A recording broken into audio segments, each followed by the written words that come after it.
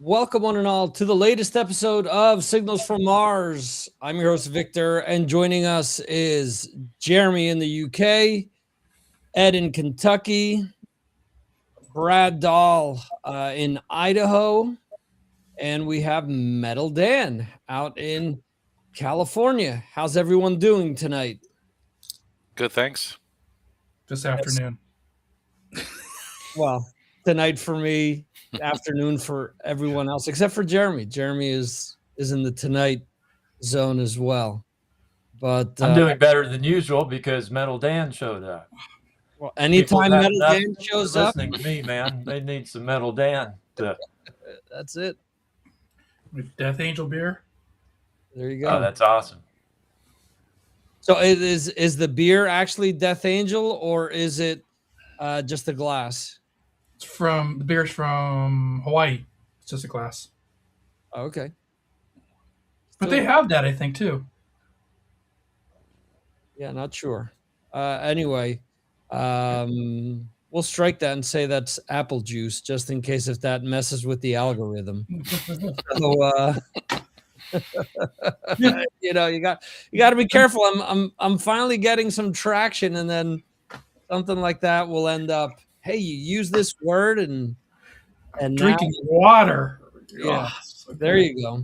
Yeah, bubbly water.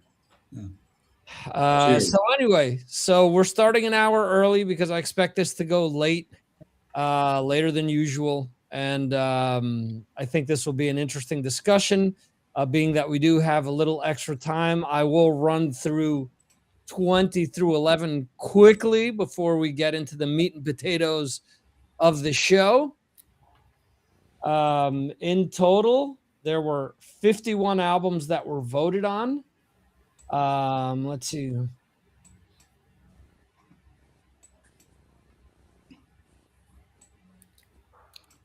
Your internet's still working, people. All right, so we've tied with the most amount of votes for any of these shows. So that's kind of cool. Yeah. Wait, so we went from the last one where it was like some of the worst turnout we get to this being the best. Well, in all fairness, I did start working on, kind of rattling people's cages a few weeks back. Because I realized that unless you start bugging people that they don't take notice.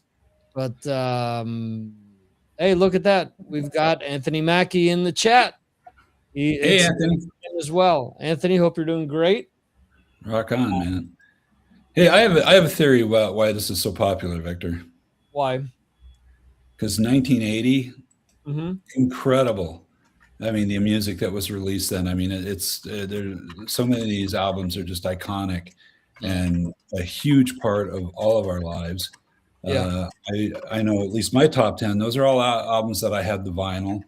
And yeah, I didn't have much money, but I still bought those records back then. You guys being a bit younger than me, who bought these albums in 1980?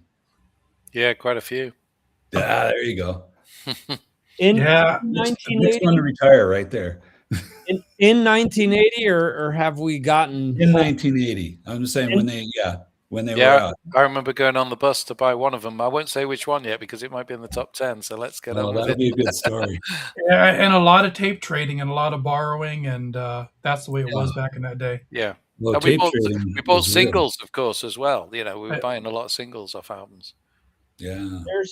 There's plenty of stuff that's on here. Well, not plenty. There's a few that we were lucky enough, and they were my brother's albums. They weren't mine. I wasn't buying albums yet.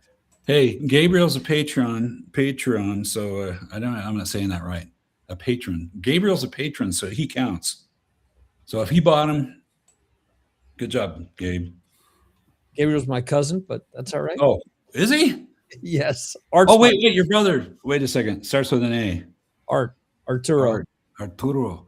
Oh, crap. I'm so sorry, but Gabriel's still a good guy. Yeah, absolutely.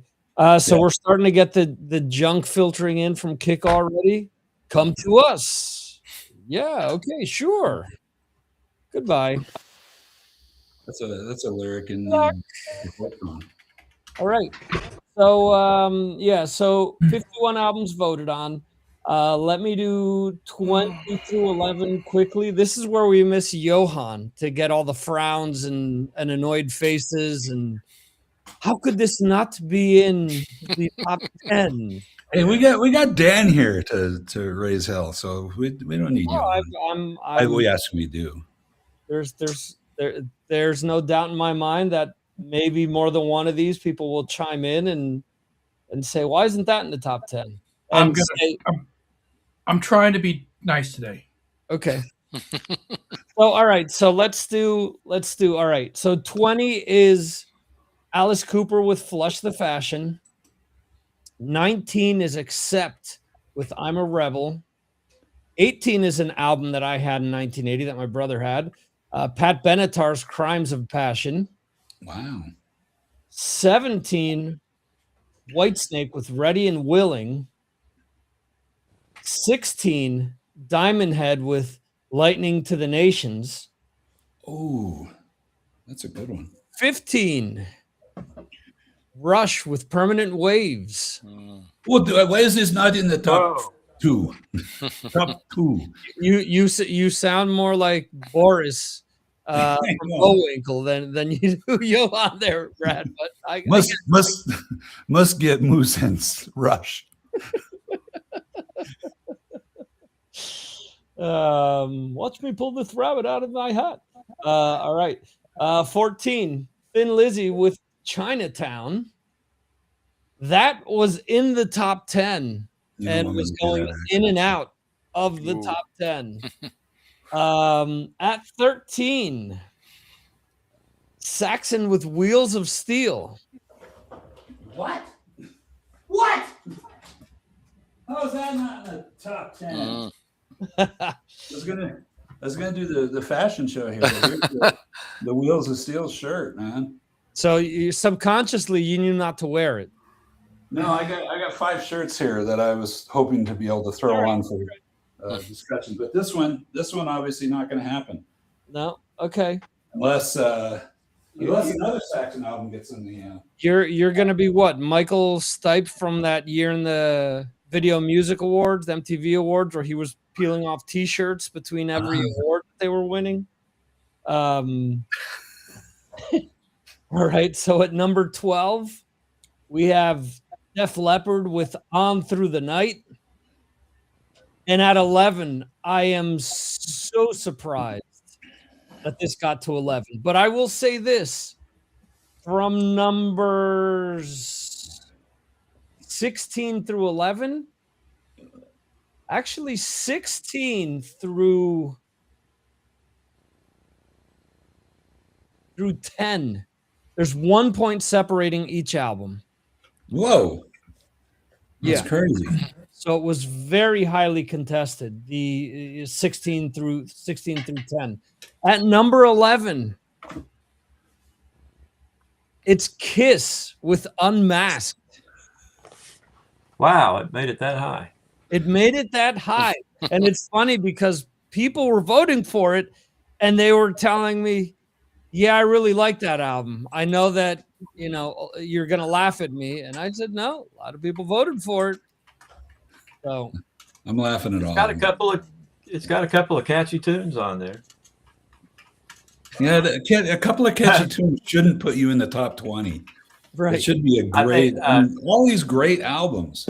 Great albums. I mean, a couple of catchy tunes shouldn't Mackey's upset it wasn't higher up on the list. Yeah, it seems like that, right?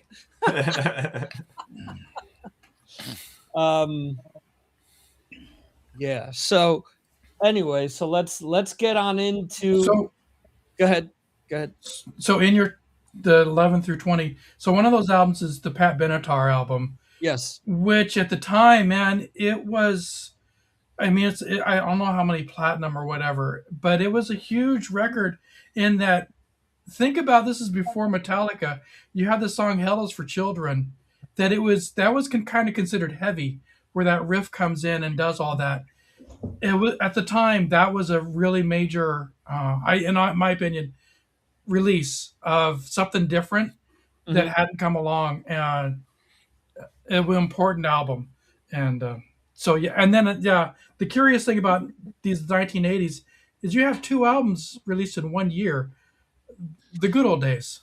Yeah, you still had it up until then, and yeah, this album, the Pat Benatar album, as you mentioned, I remember "Hit Me With Your Best Shot" was the song that was played on the radio all the time, and I remember thinking, "But Hell Is for Children, that's the best song. It's got this super heavy guitar part, and and the way that she sings towards the end of the album as well, or towards the end of the song. I'm sorry, it was to me, it was heavy as hell, Yeah, and the thing there, it was such an important album for being that she was a female artist, and being that it was up there with a lot of big time rock albums, and we were mixing it up with all the stuff that we had at home. So I mean, we would have the old vinyl with that long,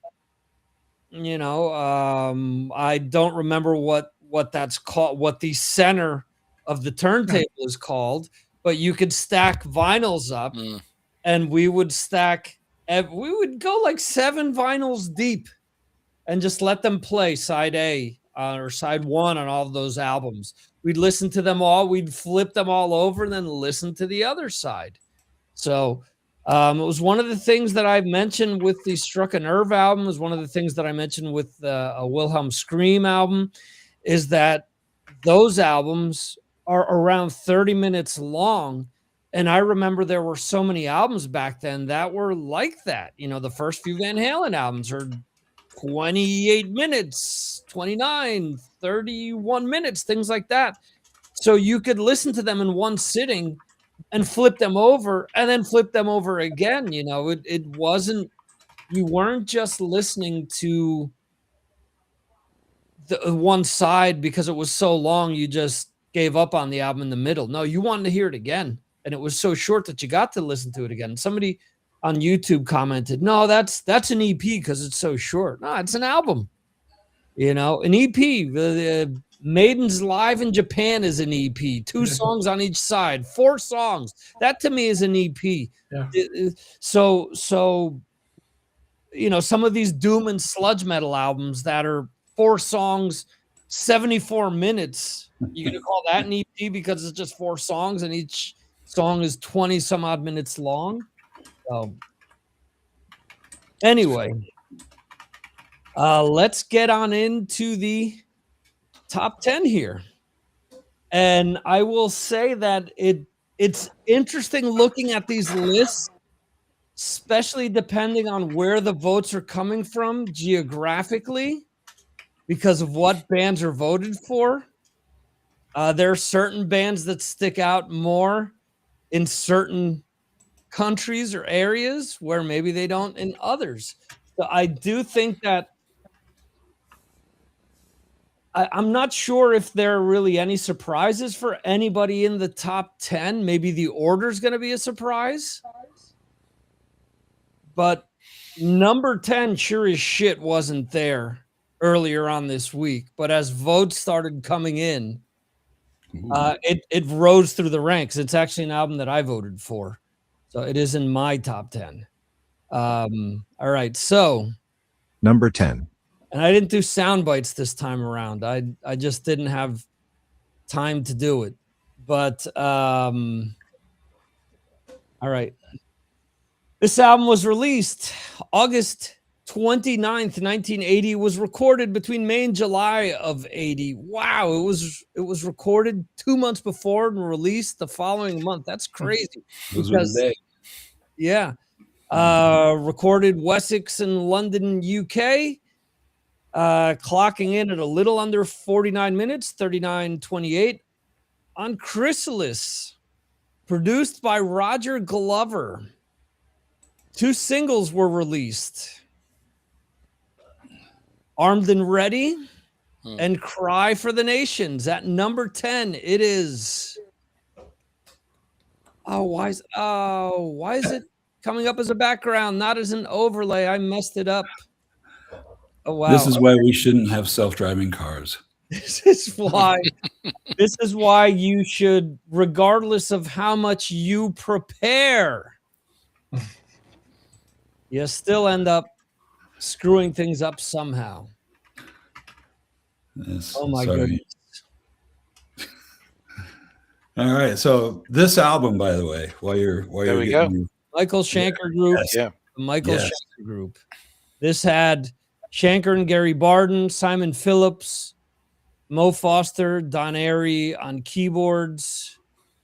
And oh wow, they had a 2009 reissue with demos, and Denny Carmazzi played drums on it. And then the reissue also has the classic lineup with Chris Glenn and Paul Raymond, and of course Cozy Powell on drums. But go ahead, Brad. Sorry. No, you're good. This album is huge for me. I mean, just flat out huge. Not only is it just a great album, but there was a time in my life where I'd been laid up in a hospital for almost a month and couldn't hardly do anything.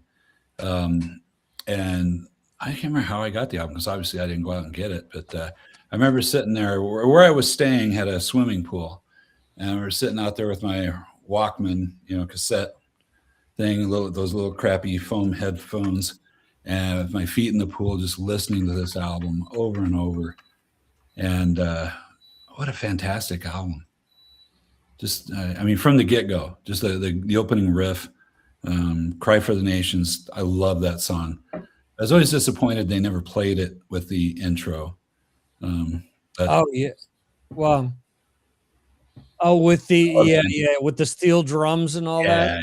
Yeah, with the little octobans, I think they are. But those are steel drums. Are you sure? Okay. Yeah, Simon Phillips is playing drums on this, and he's just killing it. Well, there's drums that are overdubbed, so it's possible that he's using octobans, but there's steel drums in there as well. Yeah, So 1980, and I can't remember when they toured. It must have been 81, maybe. Played at the Country Club. You ever go there, Dan? The Country Club. Yes. Love the place. Yeah, fantastic. Till the end, till it died because they lost their liquor license of selling to minors, and not cool. And it was a hike. It's way out there, but man, some legendary shows there. Except Saxon, Man of War, Roxanne. I didn't get to see Metallica there. I was pissed that I didn't, but yeah. Yeah, great place. But anyway, so this is also interesting thing was happening this year. This is when metal was becoming more of a fashion scene. It's like you go to concerts in the 70s, Black Sabbath or whatever, people are just wearing their t-shirts, jeans, whatever. But now you got people wearing leather, a lot of leather. I remember at this show, it was like, wow, this is really different. These people look like they're here for the fashion more than they are for the music. And the warm-up band was the Rubber City Rebels. You remember those guys at all? No, they're from Akron, Ohio, but they were basically playing all the clubs, and they'd moved to LA and were playing all the clubs there. So they got the warm-up slot, and they were kind of new wave-ish, I guess. They weren't hard rock. These poor guys, they got on stage, and I've never seen more people spitting at a band than that. And it was just disgusting. I remember some guy threw his drink, because they had the drink in glasses, because they had the bar there, you get a glass. Somebody threw their drink at him, luckily missed the singer, but hit Cozy Powell's drums.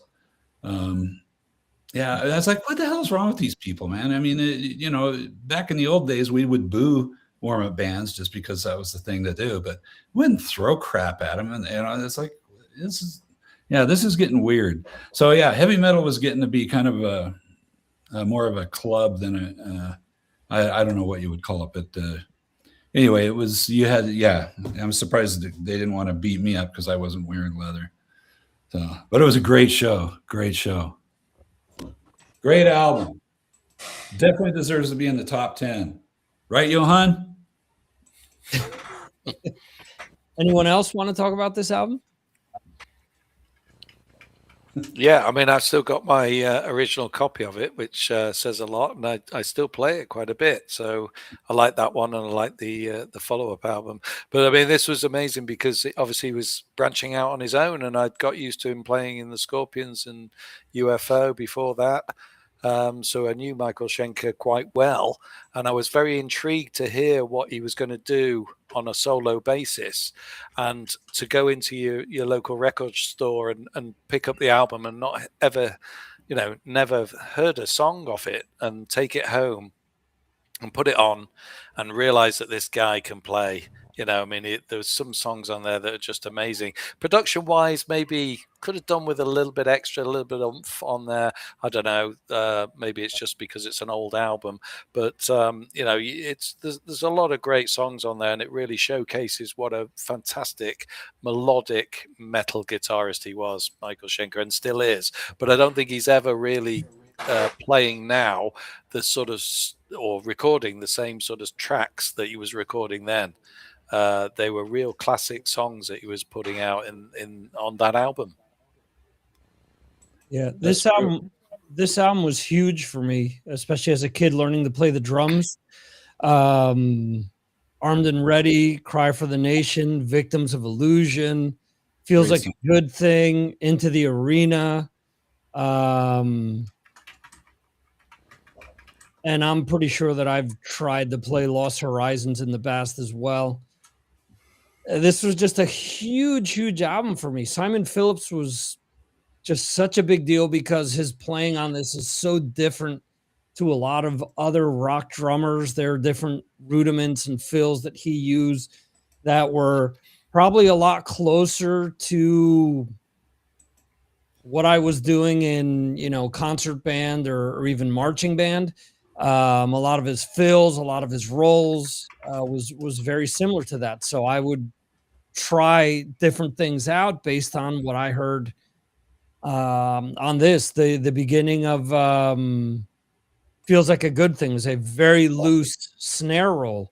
Was totally different to anything that I had done before. So it was cool to try that and do it. And I mean, Into the Arena, that's tailor-made for Cozy Powell to play live. I mean, just the beat is a very Cozy Powell-ish beat. It seemed like he was in mind when they wrote that and recorded it. I mean, he's done that sort of beat so many times before, and it's something that I've always kind of copied as a player. So just a really cool album. I'm so happy this made the top 10. I mean, it wasn't my number one, but it was in my list, that's for sure.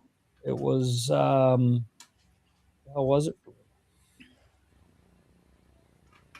Number 10. It was my 5, I believe. 5 or 6. Anyway. Yeah. So cool. Yeah, great performances. That album just had the whole thing. I'll differ a little bit with Jeremy. I thought the production was actually okay for the time. I do like the production on the second album better, but but this, I'm never disappointed by this album. Putting it on, it just, and of course, time of your life too. Yeah, absolutely. On my life. I think the second album overall, though, this album is really good. I prefer the second album over this one. I do think that he's never come close to these first two albums ever again. As good as what he's put out afterwards, and he's got some good albums that he has released, they don't touch these first two albums. It's just not. And that second album, I think a lot of it also has to do with again that band that I mentioned that was playing this stuff live, Cozy Powell, Paul Raymond, and Chris Glenn. They had been out on tour. They wrote all those songs together.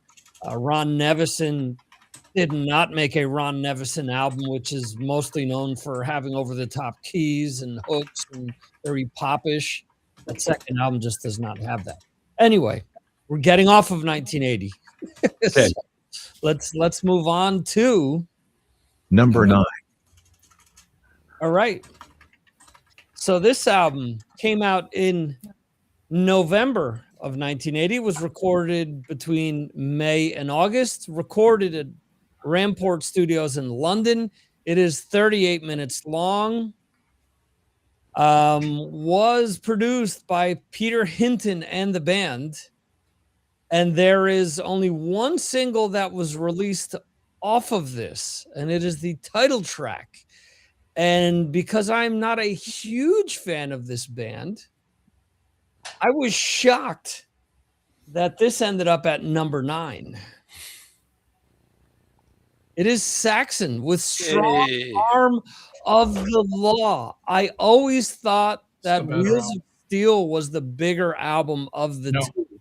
But as the fans are saying, no, that's not the case. Hey, Here we go. That's Wheels of Steel. That's not Strong Arm of the Law. That's all right. It's still Saxon. No, but the Wheels of Steel is number. I don't have a Strong Arm of the Law. Oh, what a loser. It's so available. God. Well, you better have that by Monday. Okay. Yeah. So yeah, I only have like 20 Saxon shirts. So I didn't remember that Saxon had 2 albums in 1 year. Yeah. But I did look at back and forth, and in my opinion, I weighed the songs and put this one higher. So Me too. So where do you put it at, Brad? I put it one higher than Wheels of Steel. I think mostly the songs I thought were cooler, and it was a better sounding album. Yeah, I probably listened to the album a lot more than Wheels of Steel. The funny thing is that I was living in Fresno at this time, I believe, and I mean, in California back then, at least there especially, you couldn't find a Saxon album. I mean, it took me forever to find Wheels of Steel, and so this album never showed up in any record store. And then Denim and Leather showed up. And so I thought Denim and Leather was the follow-up album to Wheels of Steel. And then I went and saw them live at the Whiskey with Metallica warming up. Wow. 81, 82 was right there in the winter. But they're playing all these songs off of a Strong Arm of the Law. And I'm like, I don't know these songs. This must be a new album that's coming out. Yeah, I had no idea that the Strong Arm of the Law even existed. And but when I did finally get it, I was like, oh, this album is just great. And yeah, cool stuff. Cool. Great album. Way to go, Saxon. I will say that this album has one of the songs that Eddie Trunk would play the most by Saxon. He would play Dallas 1 p.m. Oh, what a song. Great song. That's a great opener, man. I played that today, actually. Great song. Dan, I cut you off. What were you going to say? No, just Lars would follow the band around. He was worshiping all these, Saxon and all these British metal, and set the stage for what their career is now. And it's just, I look back and I wish I could have been there, and I was too young. I had the albums, but I was too young to go to these shows. Just that he set his career up by doing all this it's great. I embellished it that he did that and he pulled it all off.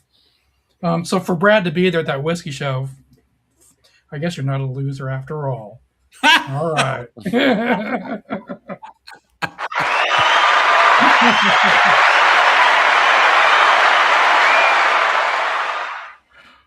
You have to have something to say about this album. So yeah, when that show, by the way, I mean, I was there with a young lady, and we were down there trying to get up to the stage the best we could, and just rocking, and they played a long show. Near the end of the set, it kind of thinned out a bit, and I'm like, man, we couldn't stand anymore. So there's a booth in the back of the floor area there. So we went back there and sat on the top of the seat in the booth. And I just remember sitting back there singing along with Wheels of Steel, because they do the sing along thing. And my voice was totally shot at that point, and just yelling as loud as I could, Wheels, Wheels of Steel. Oh, man, one of the best nights of my life. Just incredible.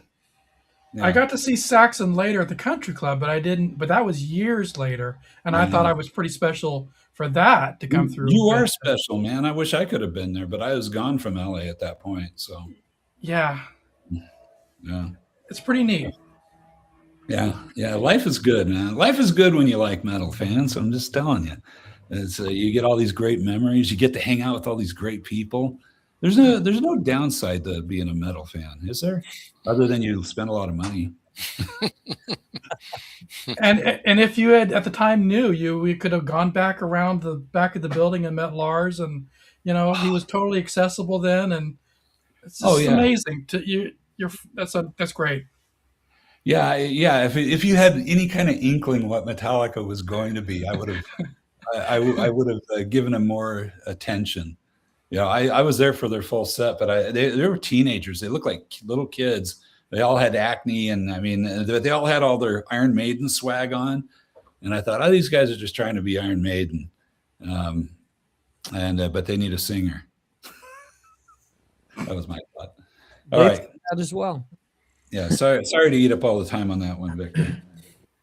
No problem. Jeremy. Yeah, just quickly. Yeah, I mean, I remember coming back on the bus with a copy of Strong Arm of the Law, gatefold sleeve. I was really excited to bring it home. Had a free patch with it as well, a free Saxon patch, which was a real draw at the time.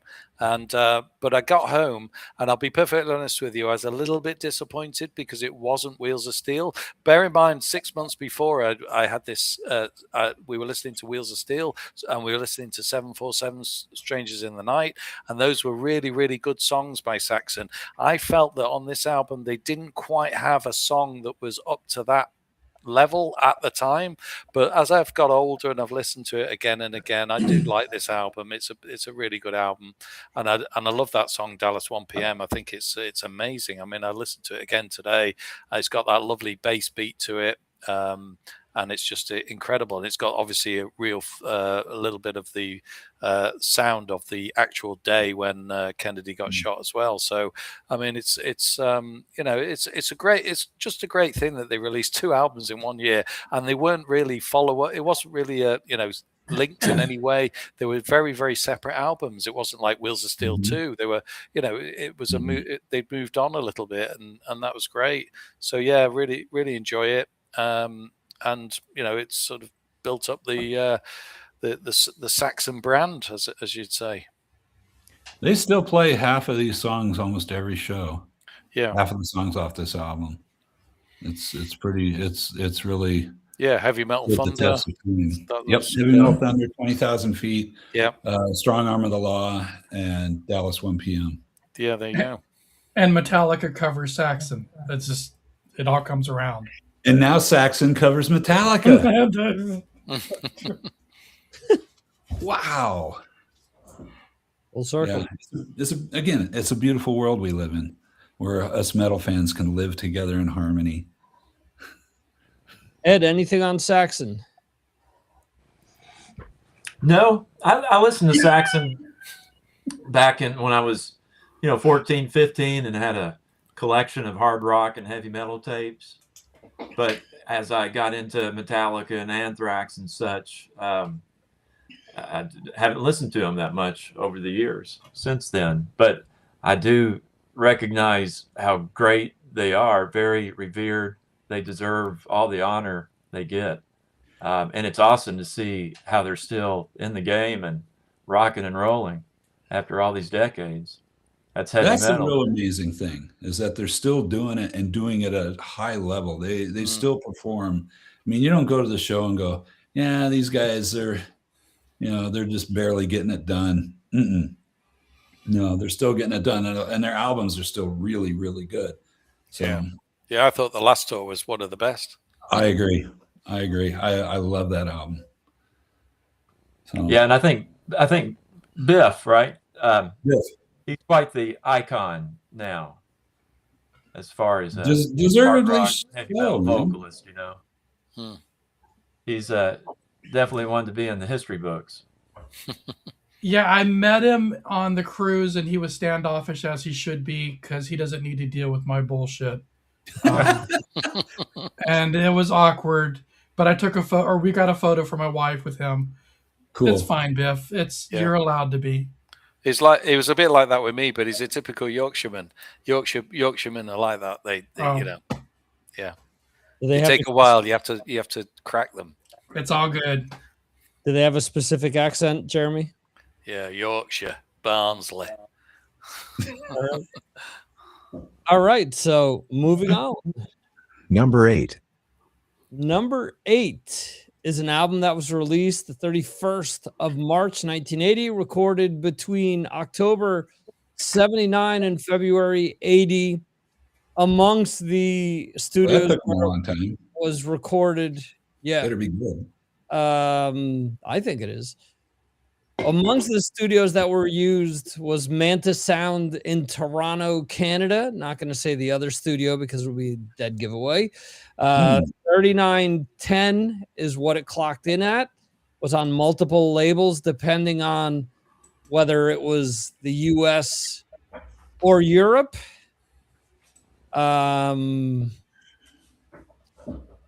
Produced by, this is going to be the dead giveaway, Dieter Dirks. Singles are Lady Starlight, Make It Real, and The Zoo.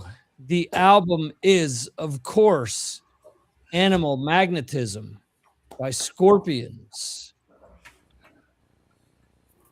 One of the best album covers ever. Period. By album cover, you bought the album, but you bought the record. That's how you sell back in the day. Yeah. Well, the one that preceded this, Love Drive, that's one I kind of had to. I didn't want to leave it out on full display for my mom. No. But, No. You might have had an issue with that. Okay. Yeah, that cover is a bit awkward when you grow up and you have a daughter. You gotta keep that one hidden. Not sure many of these covers would get. and then every time you do chew a whole bubble show gum, on the Scorpions album covers, couldn't we? Yeah. But it's the music. It's the music that's important. Yeah. So who And the music on this album is great. wants to talk about it? Let's go. Who's first up? Ed, talk about the music on Animal Magnetism. Well, this is a solid album I listen to on a regular basis. This Blackout, Love at First Sting, that's a pretty great trio of records, beginning with this one. And The Zoo, of course, is probably one of their most popular songs, even with non-metalheads, I would think.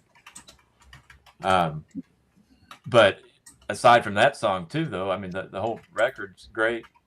Definitely one that you have to have in your collection if you're a collector of vinyl and such.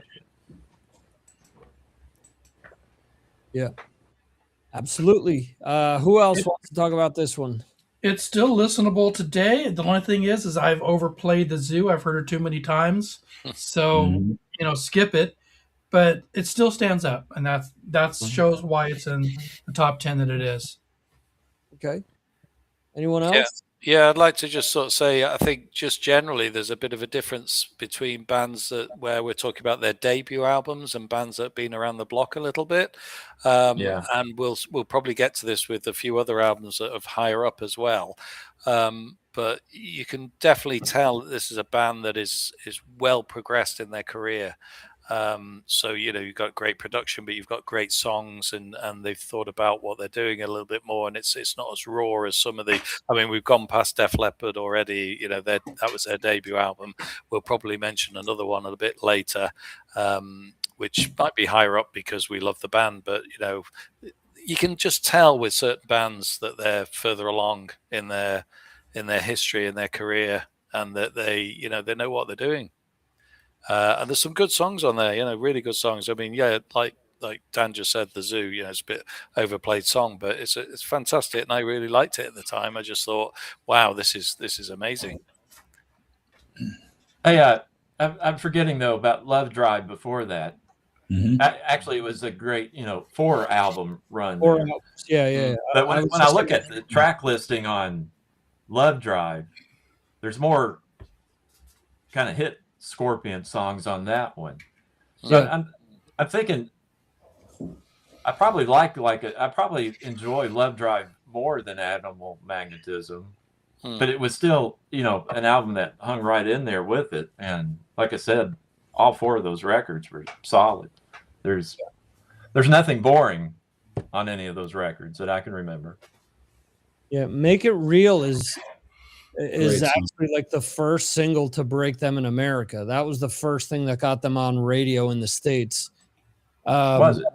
Yeah. I didn't know that. Yeah, because before this, even up to Love Drive, this was the first album, if I'm not mistaken, that was released by the label. They were on what, Mercury? Yeah, this was the first album that you didn't have to get on import, or that it wasn't released later on in the States. And this, I mean, like you're saying, with each album, they got bigger. I mean, Blackout, you got No One Like You on the radio all the time. You still hear that on the radio in the States. But then, I mean, obviously Love at First Sting took them to a completely different level. And I often bring this up. People forget that at that point in time, they were possibly the biggest metal act in the world when Love at First Sting came out, because that album was just so tremendous. And they were definitely on the same level of Priest and Maiden, and probably bigger, because Maiden was still playing, for example, in New York. They were playing Radio City Music Hall, while Scorpions were already playing Madison Square Garden. So although Maiden probably overtook them a few years later, Scorpions on US radio has more hits than Maiden or Priest. Oh yeah. Yeah. So they've always kind of made it. So they kind of like changed, their sound on Love Drive, right? That's where they kind of, well, and they kept it going strong on this one. Yeah. And of course, kept refining that sound until they came out with Love at First Sting. And then it was just, they kept going all the way through. I remember 85, 86, listening to that Worldwide Live all the time. Yeah. That was Worldwide Live a was great huge live record. Yeah. Yeah. Me and my friends were listening to them just as much as Maiden or anything else. Yeah, absolutely. I mean, again, we're getting beyond 1980 here, but for a very long time in my youth, every time that you walked down the strip where all the bars and stuff were in the next town over, you were hearing one of the big songs off of Love at First Sting, at least when you were passing a bar. You were either hearing Big City Nights or Bad Boys Running Wild, and that's without even counting on Still Loving You being played every single day and every single night at the bar. So the interesting thing, Victor, about this album as well is that the production is so amazing. I mean, there are very few albums of 1980 that have a production like this, I think. Yeah, and that's why with the Shanker album, I checked who the producer was, especially for the second album, because we often talk about, the amazing production that Priest and Maiden have during this time period, but Dieter Dierks did a lot of good work with Scorpions. I mean, you listen to those albums, and I don't know if he did Savage Amusement or not, but that's like the first. He did? He did, yeah. Okay, but that's kind of the first one there where you realize that, okay, well, they're kind of going away from that sound. If you really listen to the band's sound, those 4 albums that Ed mentioned all more or less have the same sound. I think maybe Love Drive isn't as lively as the others, maybe. but definitely Animal Magnetism through Love at First Sting have a definite sound to them, and that's so important to making these songs not sound dated. I mean, we've heard a lot of these songs a million times, like Dan said, the Zoo. But even still, if you turn it on from time to time, if you play this for somebody that isn't as knowledgeable in all this stuff and isn't a nerd like we are with all this stuff, they wouldn't be able to tell you, oh yeah, that, the Zoo came out in 1980. No, that's true. So we have Sean Richmond joining us in the chat as well. Sean, hope you're having a great night. Also in the UK. Let's move on here. Sean, you watching this in bed? We going there again? Number 7. All right. Number 7. Was released in October of 1980, recorded between August and September of 1980 at Action Studios in, all right, get ready for Jeremy to yell at me. Rickmansworth, England. Oh, that sounded good. It was good. All right. Awesome. Sean, we hope that our lovely voices help you get a full night's sleep and that it makes your work tomorrow more pleasurable. The album clocks in at 36 minutes, 42 seconds. The label was Bronze. It's probably going to be a giveaway with that. Producer is Vic Mail. There's only one single off of this, which is the band's biggest claim to fame, but this album has so many songs off of it that just got stuck in your head. It's just got that mix of dirtiness and melody and just so many things that make this band as legendary as they are. Is it Kansas? Okay. Yeah. By Motorhead. Ed, you were saying yes while I was describing this. You obviously knew what it was. So, Yeah. Oh, yeah. what are your thoughts on this album? Well, it's the mighty Motorhead and Father Lemmy. Man, and so this is the record that has, the title track Ace of Spades, which is one of the most iconic songs, period. Not just in the hard rock and metal world, but I think period. Everybody knows this tune. When I, of course, with a lot of these years that we're discussing, I was being, sheltered by my parents from all this music. So for me, my introduction to a lot of this music was in my earlier teen years when I was finally getting my hands on some cassettes that I snuck in the house or hearing things at friends' homes. And so it was me listening back on things that I had missed. Motorhead being one of them. I remember being at the mall one day and finding the No Life Till Leather and it had a leather cover for the cassette that you slip it into. So I bought that and snuck it home, and it had, all those great tracks that you were talking about on that compilation. So I was listening to most of these songs on that compilation for years.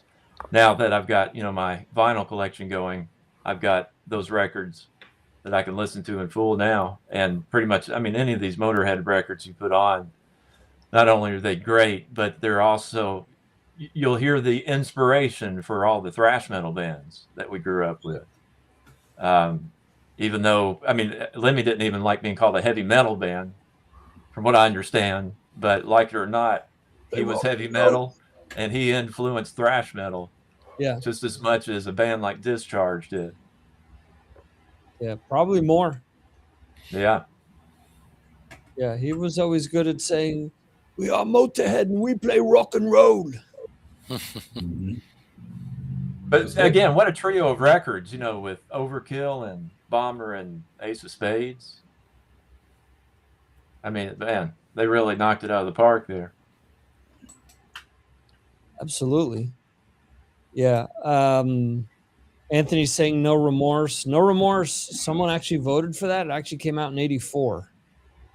It was half new tracks and half greatest hits. Whoops.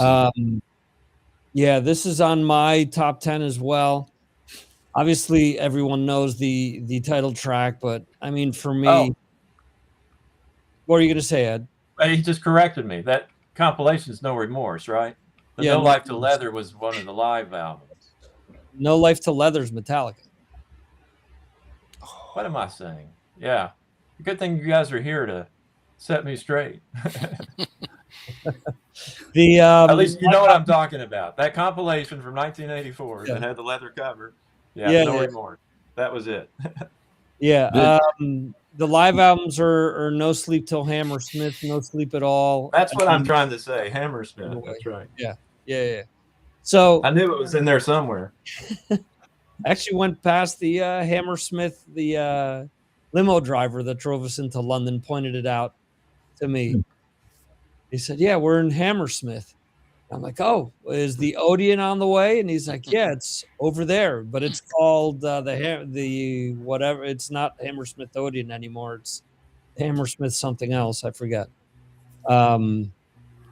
Anyway, so outside of the title track, there's so many songs that I've played off of this over the years. Love Me Like a Reptile, Shoot You in the Back, Fast and Loose, We Are the Road Crew, Jailbait, and The Chase is Better Than the Catch, which is the longest song on the album at 4 minutes 18.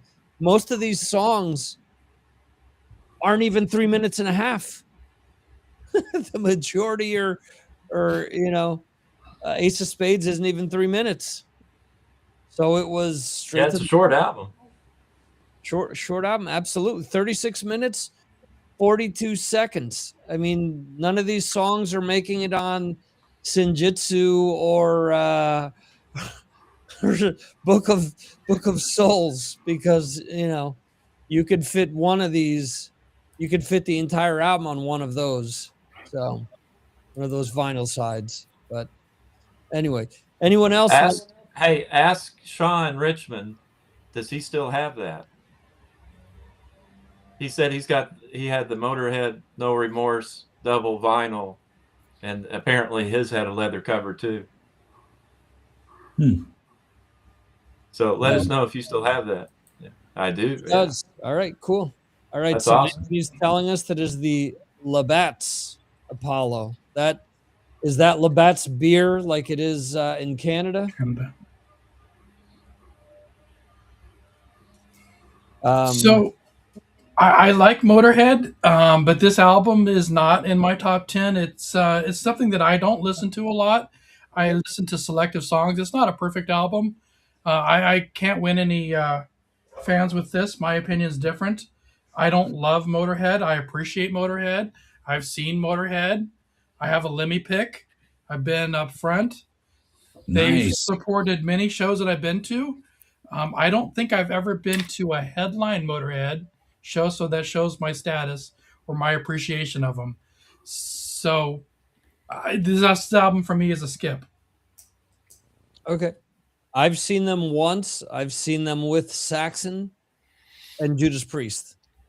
Wow. Great gig. So anyone else want to discuss this album?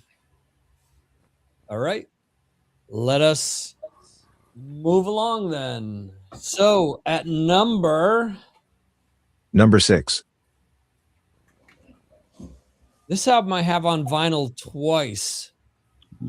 And having said that, it didn't make my top 10, I don't think. It was a difficult choice. And it was funny because Jeremy asked me, no, it isn't my top 10. Okay. Just because an album doesn't make your top 10 for this year doesn't mean it's not a great album, because there's so many great albums. Yeah. This was one of those where I'm like, do I like this as much as the Shanker album, for example? That to me is an album that I've listened to a lot. And this next album, I really like. I've listened to it a lot. But is it one of their albums that I still reach for now? It isn't. Is it one that I listened to a lot when my brother brought the original vinyl home? we listened to it, but I still listened to another album by the band more than this album. So anyway, this was released March 26th, 1980, was recorded between December 79 and February of 80, recorded at Sunset Sound, Hollywood, California, clocking in at 33 minutes, 35 seconds. The producer will give this away, Ted Templeman. And it says that there was only one single release, which is And the Cradle Will Rock, but Everybody Wants Them gets played just as much on the radio, at least in the States. It does. I'd say more.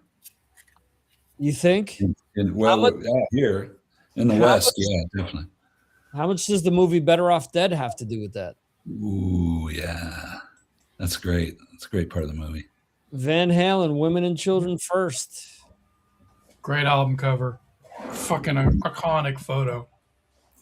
Yeah. Badass. Whoever figured that out to do that. Genius. And how that's do you do that? Eddie with the Shark. Damn. Tora, Loss of Control.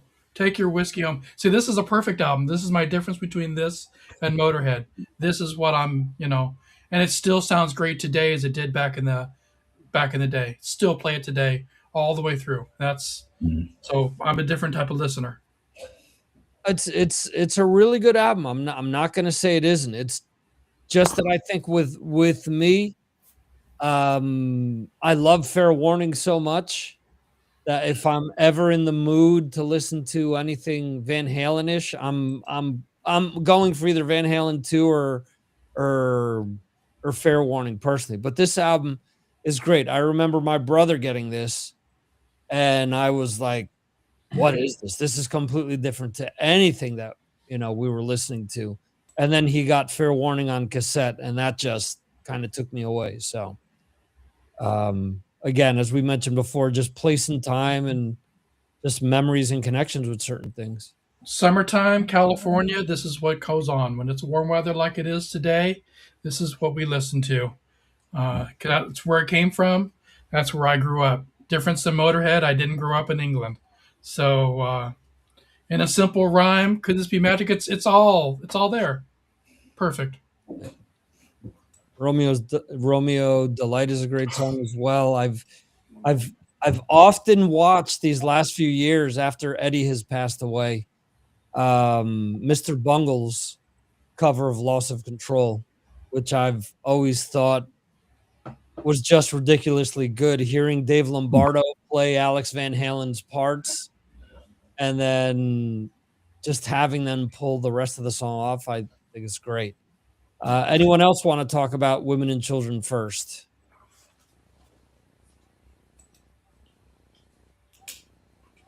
All right. Edgar Winterson. How dare you start an hour early? He didn't get the memo. He didn't get the memo. I was going to say that, Edgar. I did publish it. See, another reason for you to become a patron is and you could be right here in this box right here, Edgar, right next to me. Yeah. So let's recap 10 through 5 or 10 through 6 before jumping on into the top 5. Just for you, Edgar.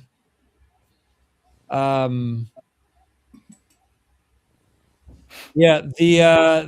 movie is what I mentioned before, Anthony's Better Off Dead is the movie with John Cusack. I actually bought that on DVD just so my kids could watch it.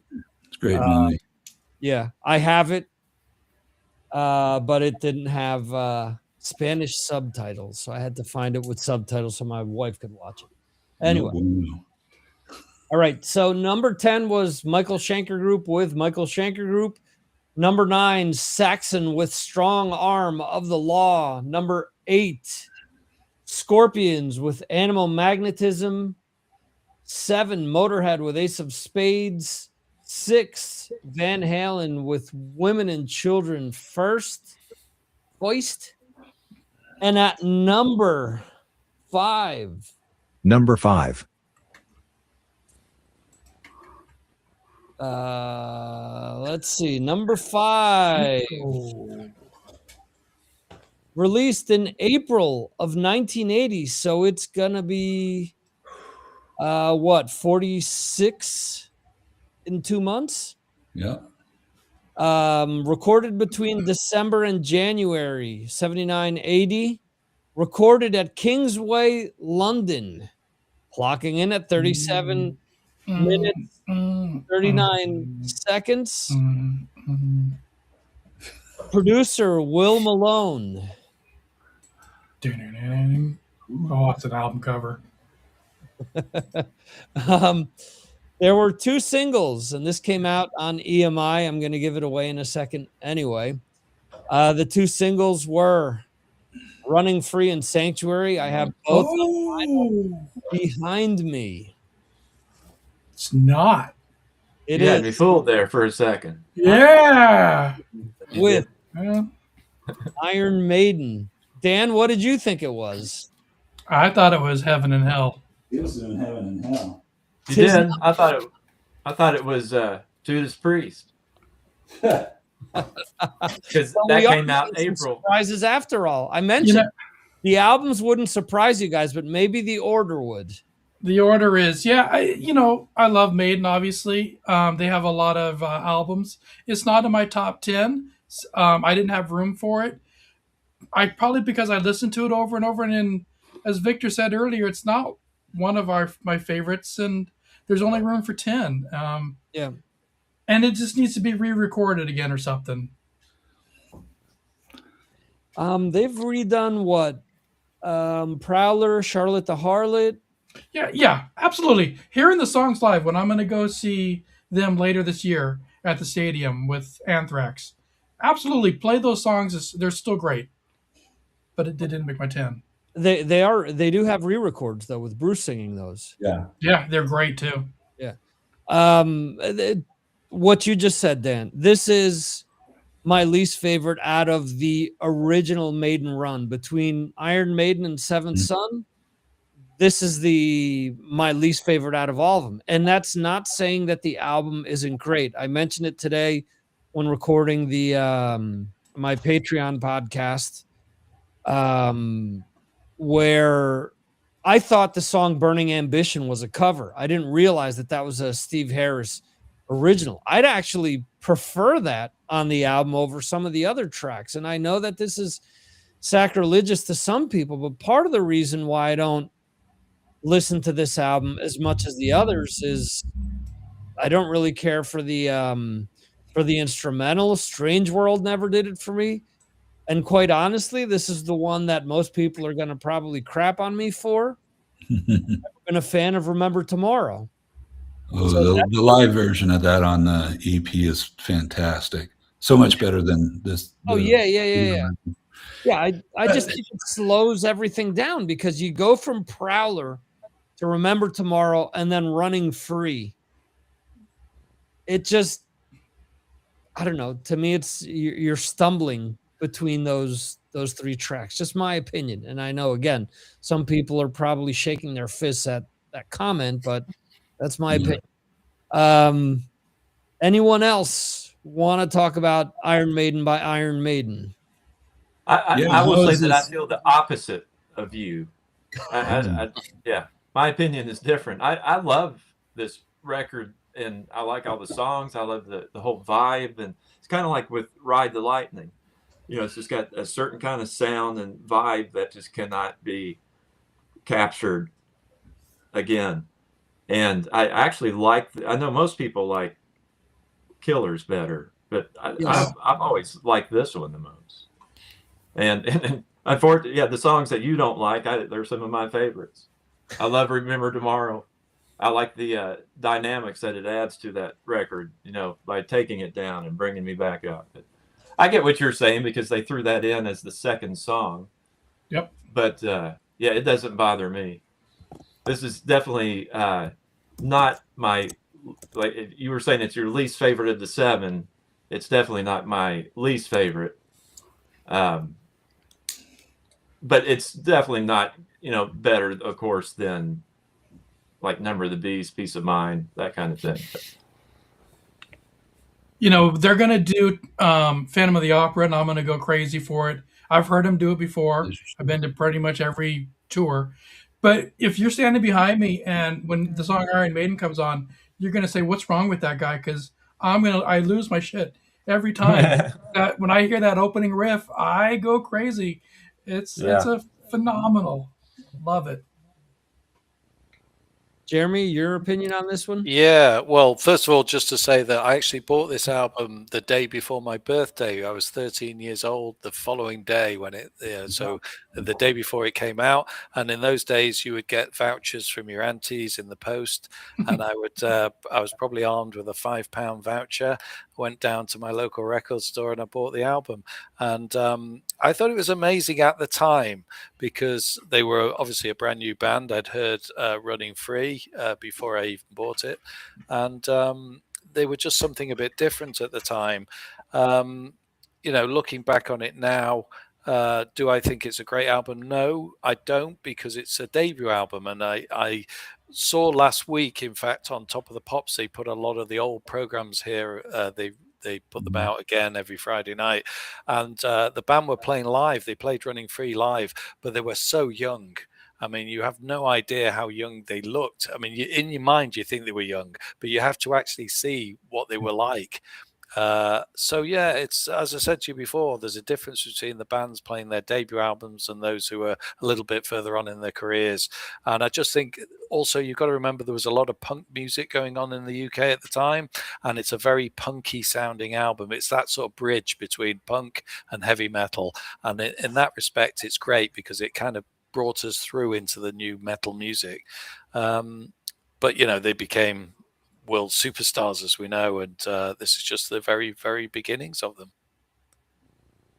And that's what I think separates it some from Killers. Killers got a little more on the heavy metal sound. Yeah. And so that punkier vibe, it just gives that album a different feel that you don't hear again afterwards.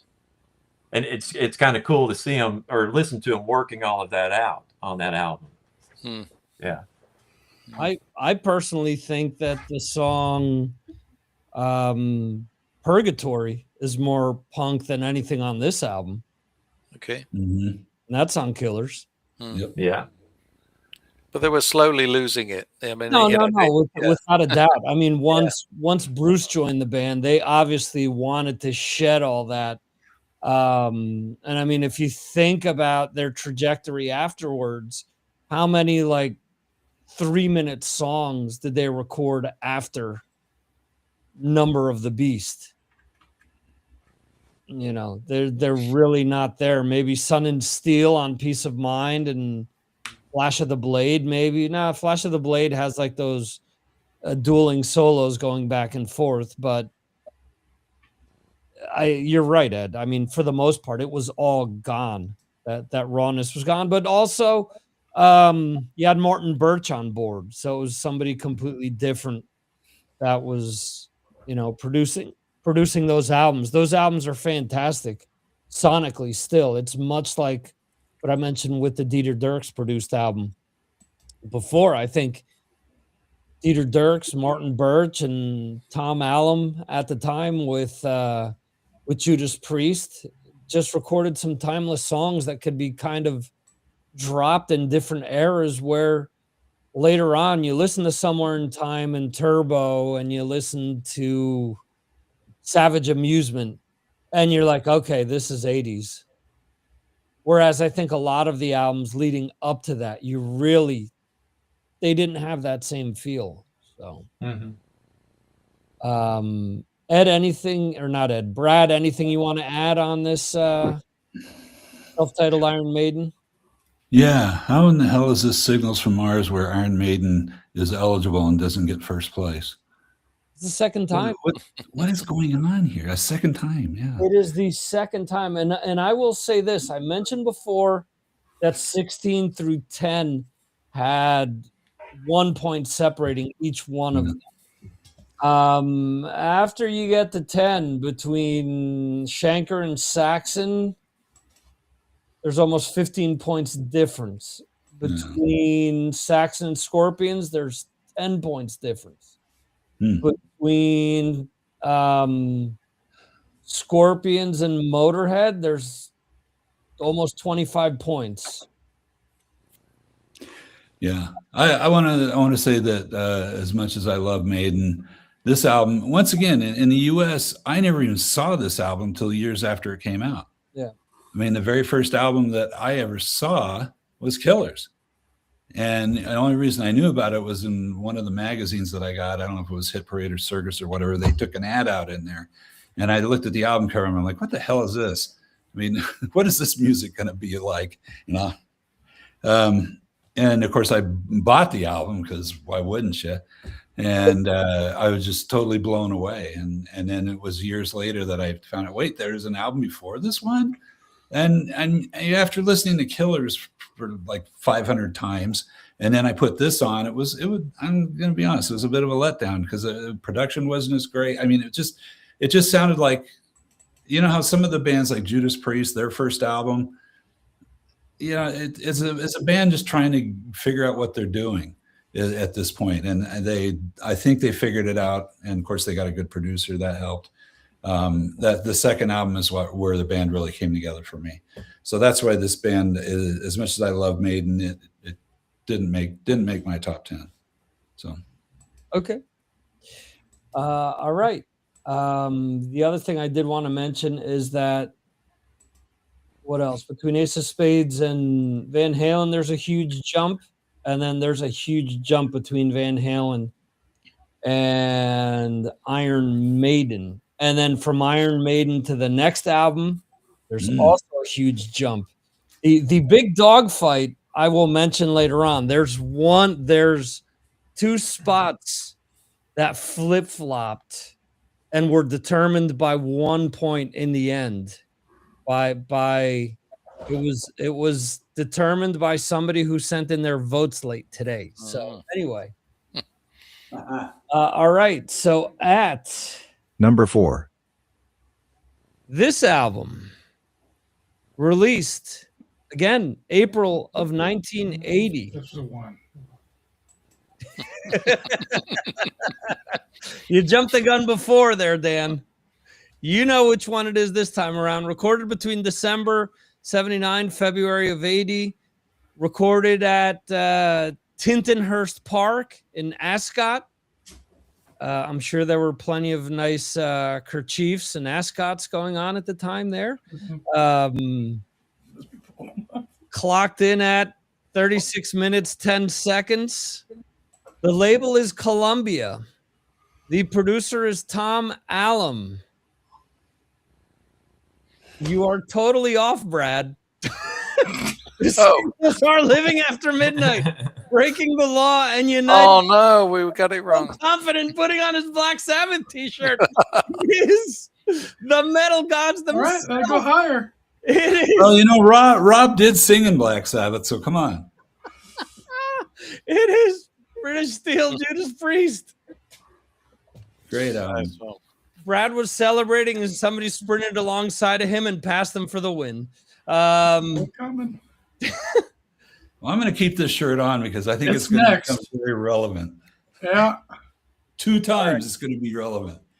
So that's interesting, though, that Priest went up higher than Maiden, which might be a first for this show. Yeah.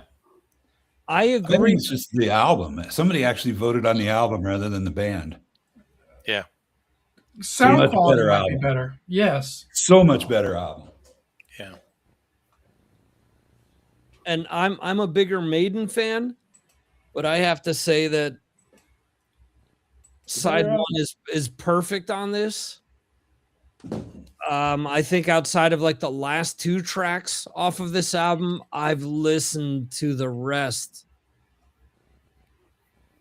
a million times. I mean, being lucky to grow up where a college station like WSOU was mostly a metal station. We got to hear Rapid Fire and Metal Gods and Grinder, and you don't have to be old to be wise was probably the song that they played most off of this. Good for them. Yeah. I remember hearing breaking the law and living after midnight on the the typical rock station. But for the most part, you didn't get to hear these songs until like after 10 p.m. Because it was, it's heavy metal. It's not, it's not Springsteen. It's not Steve Winwood. It's not, Bob Dylan. So this couldn't fit in there. It was funny because they could weave Shaka Khan in there and Prince, but they couldn't bring Judas Priest in there. It didn't make sense at the time to me. So it's so interesting that how rock radio evolved in the States, where those songs are staples on rock radio, and they're staples in stadiums and movies and so many different things. I mean, the songs off of this album have really traversed and gone beyond just being metal classics. That's why I think that more people voted for this over Iron Maiden.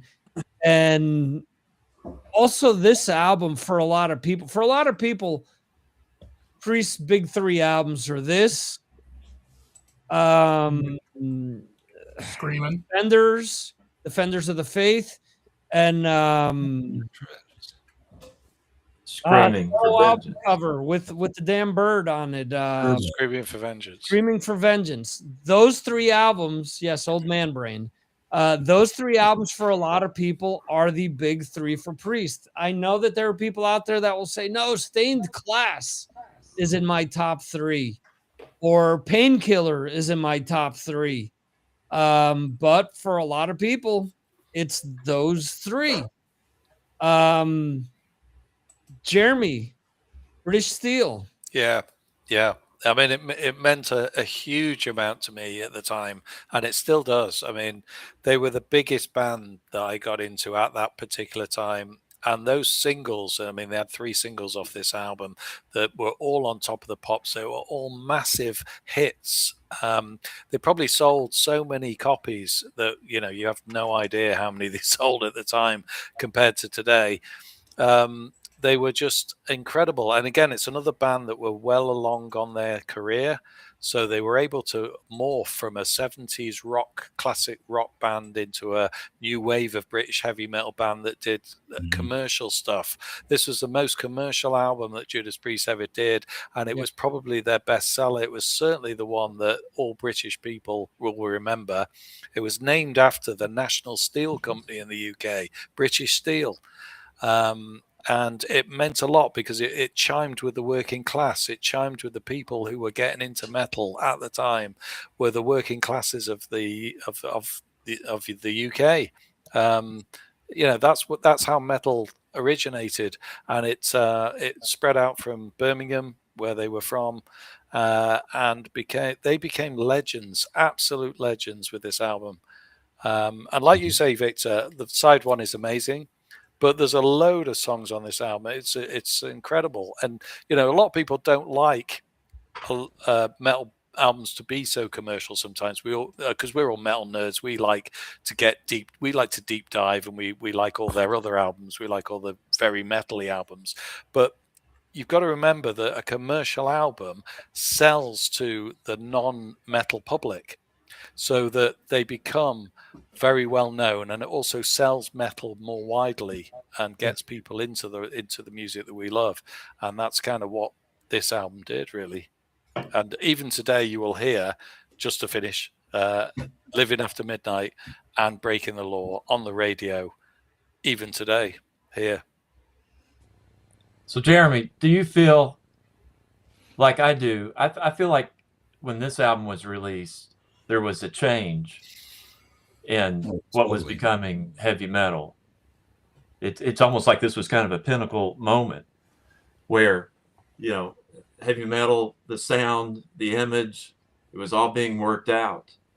And then this kind of became, the template for what became after it, I think. Like you can tell, especially like you're saying with the more commercial sound of it.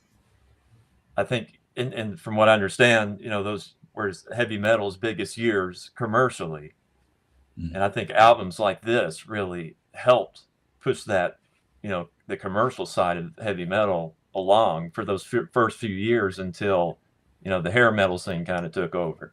Yeah, exactly. Because there was a big explosion of the US scene that came slowly after, well, quite quickly, really, after this. So yeah, I agree that, the commerciality of rock and metal began in this sort of time. And these sort of bands like Judas Priest were pushing that. Probably didn't fully realize it at the time, but No. yeah, that was what was happening. And then it allowed those bands from America to take over and really push the scene, much further, I think. Yeah. Yeah, you British boys are showing us how it's done back then. There, weren't you? Yeah. As you did in 1970. I either don't We're all remember good or friends. never knew that it was named after the British deal, so that was nice to hear. Steeler is probably my favorite Priest-song, maybe of all of them out of the whole catalog. And That is a great one. Yeah, to end with, I want to say it's been about 10 years when they did the album from start to finish as a tour. Was a great tour. And then to be able to say, you're going to hear The Rage for the first time ever and Steeler for the first time, all this, it was worth it. So it was good to not miss on that tour. That was worth it. One thing that does always throw me off when I listen to this record, I listen to it more now that I'm older and have the vinyl, is the song United sounds like an album closer. Yes. And it always feels to me like it's in the wrong place. And actually, when I look at the track listings here on the screen, you could almost flip those sides, A and B, and it might even work a little better, the flow of some of those songs. Because Breaking the Law and Living After Midnight, either one of those are good first or second side openers. Yeah. But United, you're listening to United and you feel like you're ending the record because it's got that, that kind of sing-along chorus, let's all get together and have a sing-along before it ends, Yeah, that's a good point. To hear these guys when they did this stuff back in the day, it's so much faster, it's heavier, it's raw, and then to hear them do it now, it's slowed down. It's not the same. And that's my take on Priest right now. And it's sad to say, but thankfully I got to hear, Rapid Fire back in the day when it was heavy and fast and raw. When it was actually rapid, it's now what, medium fire? So yeah, had some good times. Yeah, surprisingly enough, I'm remembering as I'm reading the listing here, I can actually play more than one of the songs on guitar off of this. Yeah. It's usually I can play songs on the drums easily, but Breaking the Law and Grinder, two songs that I've learned to play over the years. So, but anyway. You can hear, so on the release of the bonus disc, they have the Long Beach from '84 of doing songs. And then you can hear the songs today.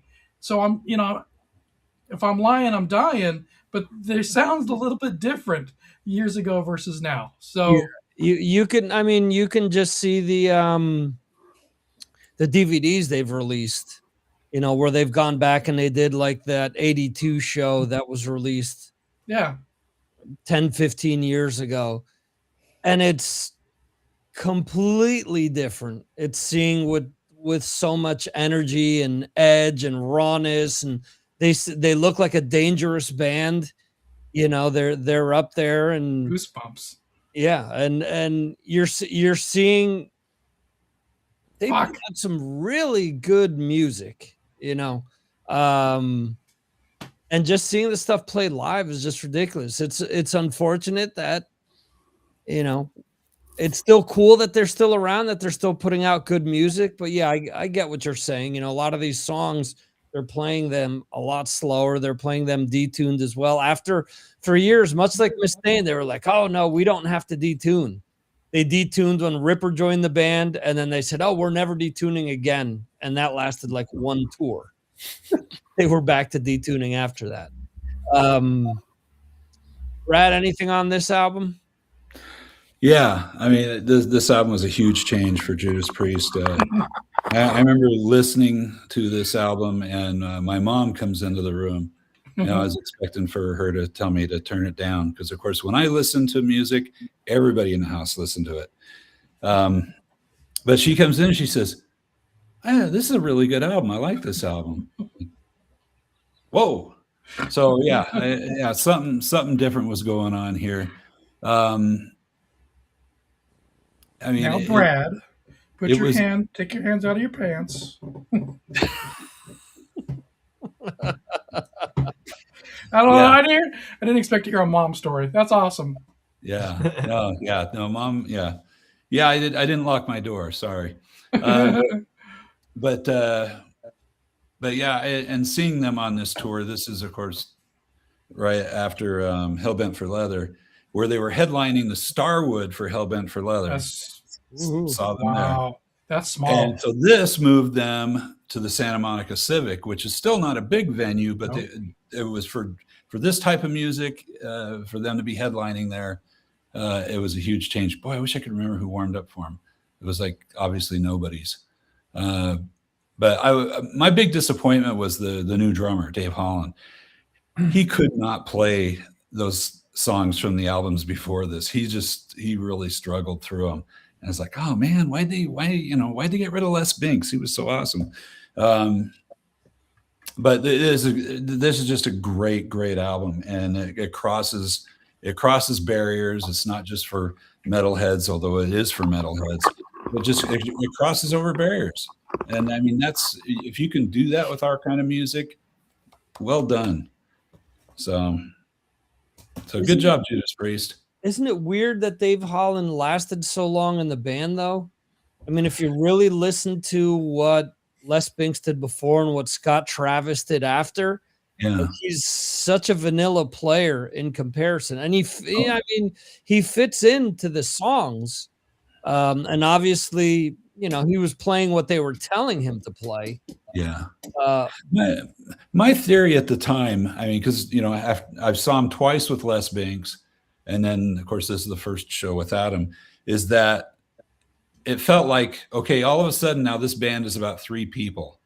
And that's where we want all the attention to be. We don't want a drummer that's taking attention away from the singer and the 2 guitar players. Could be. And that's what it felt like to me. I don't know if that was a conscious thing. It's like, we don't want a flashy drummer anymore. We want things to be really just 4 on the floor.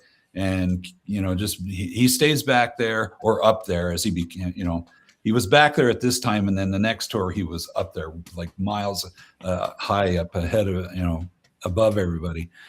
No drum solo. He's never going to get a drum solo. And, it just felt like there was a real change in the band. It's like, this is a 3-person band now. And so that's why they scratched Carmine's name first off of the list for people to bring in. Yeah, that wasn't going to happen. I was kind of devastated. I'm like, because I loved Les Binks, man. He was so fun to watch, and I thought his drumming was so important in those 2 albums that he did, and I mean, this all of a sudden it's like, nope, it's going to be the songs and the 3 guys. So there you go. But it's a great album. So well done, Priest. You deserve to be in the top 10. All right. So one thing real quick that was kind of weird when I was compiling the final countdown today. I thought of how many of these bands have members that are no longer with us. Priest has people that have passed away. Maiden does. Van Halen, obviously. Motorhead, that classic trio's gone. Scorpions. Francis just passed away. Saxon have anyone who's passed away? The drummer, Pete Gill. Didn't Pete Gill go? Jeremy? I'm just trying to think. Did he die or did he leave? I think I'll have to do some research on that. I don't think he died. Dobby, Dawson, he's still alive. Yeah. Just his hair died. Yeah. I think they're all still alive, but there's still a lot of our favorites have gone. Maybe they're the exception. Michael Schenker had Cozy Powell. Kiss has had several members pass away. Def Yeah. Leppard, obviously. Thin Lizzy, obviously. Rush. So there's Yeah.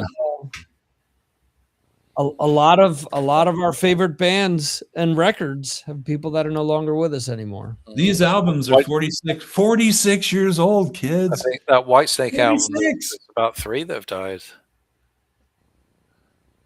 Because there's there's Bernie Marsden's died, Cozy Powell, and John Lord. Yeah. Yeah, there you go. All right. Think about it though. When you were, let's see, what year was it when you were 16, Victor? 89. Okay, so let's go back 46 years from 89 to 1943. How many songs from 1943 were you people talking about then? And here we are 46 years later, we're still talking about these albums, and they're like making us feel like kids again, and just making us feel the love of this music, and it's not just us. The Andrews sisters didn't have good PR people behind them. You know, maybe if I was out to dinner, Brett, I had the same conversation. If I saw somebody like you and maybe you weren't wearing that shirt, I'd go, I bet you that person does not listen to metal or whatever. I look at the people that are my age, I think they all look like they're old and they don't listen to that. Yet they grew up at the same time I did. They had the same chance. Yeah. I think they still listen to the 1946 music. People of my age. That's how I see it. Or country. Could be. All right. So Number 3. Oh, number 2 and 3 were a dogfight. They're separated by 1 point, and at 1 point today, they were tied. All right, so this album came out in April of 80, recorded between 79 and 80, recorded between Criteria in Miami and Ferber in Paris. Well, on Vertigo, it says. Producer Martin Birch. Singles: Neon Nights, Lady Evil, and Die Young. This is the one, the only Black Sabbath with Heaven and Hell. What an album.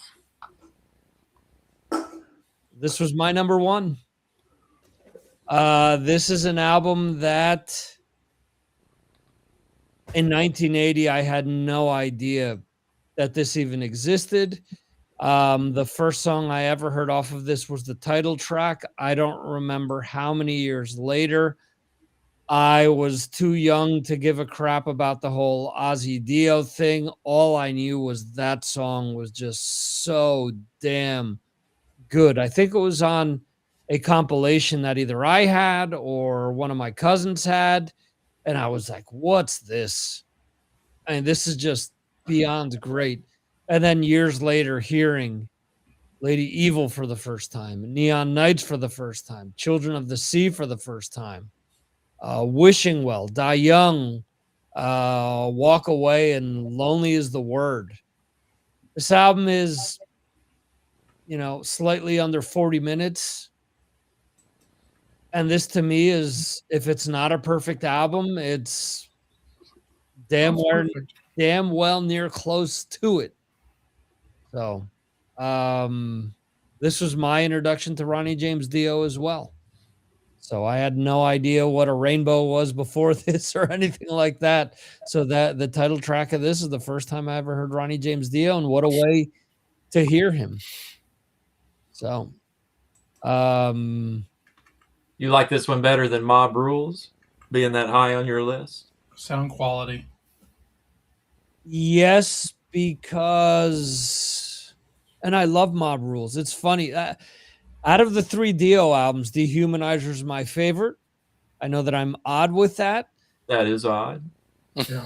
But it has everything to do with the fact that the album is heavy as hell. The drums are heavy as hell. Yeah, it is.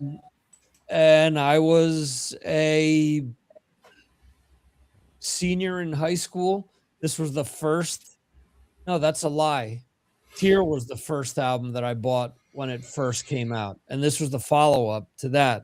So I remember getting this and hearing how, or getting Dehumanizer and hearing how heavy and punishing it was, and I was like, "That's me. This is my sound." So that's why I preferred. But I mean, I'm looking at Mob Rules now. Mob Rules also has great songs on it. I think that Heaven and Hell is slightly better. Yeah, I think it probably is. Yeah.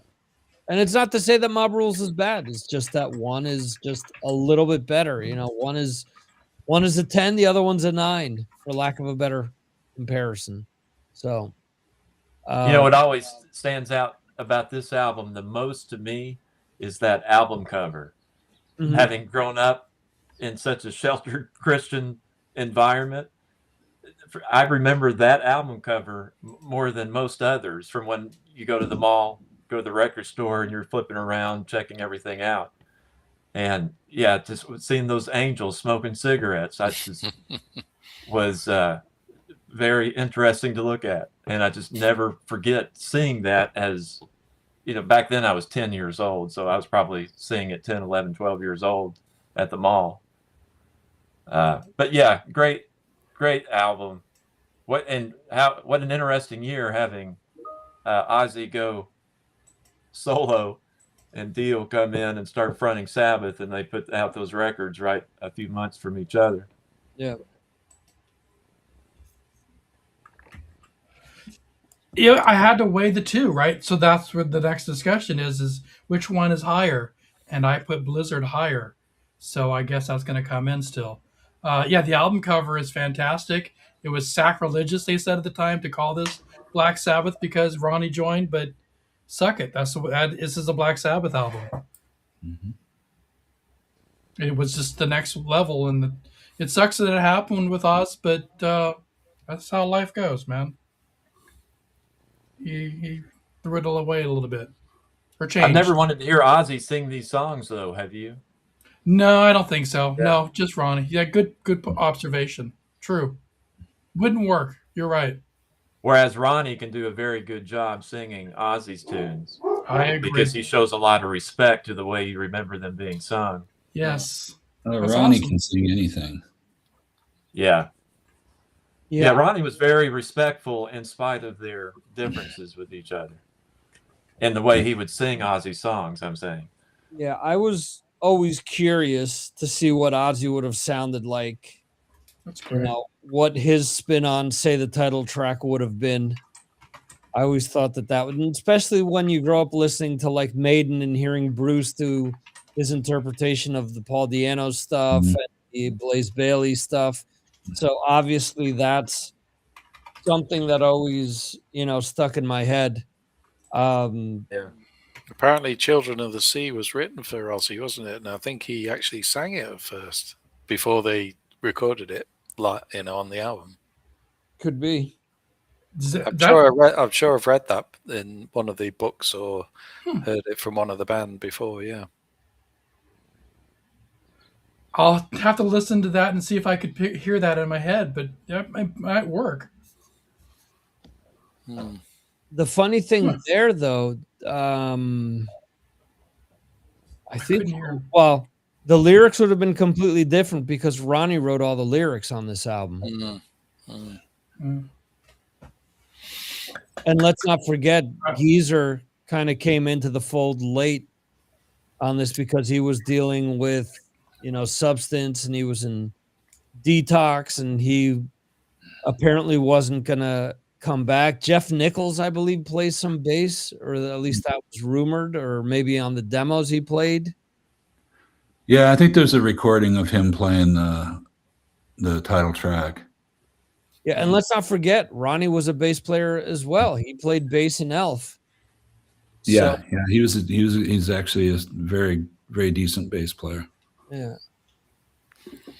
The interesting thing about this album for me was it was kind of a bit of a what's it going to be like? Because obviously we'd heard Black Sabbath with Ozzy, and then Ozzy had gone, and then you're kind of thinking, well, is it going to be any good? You know, because you kind of used to all that sort of, you know, what Black Sabbath were beforehand, which was kind of a slower 70s sort of almost bluesy influence, demonized sort of, you know, that sort of stuff going on. And then suddenly I heard Neon Nights. I went around to a friend of mine, and he had the single Neon Nights, and he put it on his little record player, which we all had in our bedrooms, and he stuck it on, and I just looked, and I think my jaw dropped, and I thought, what the hell?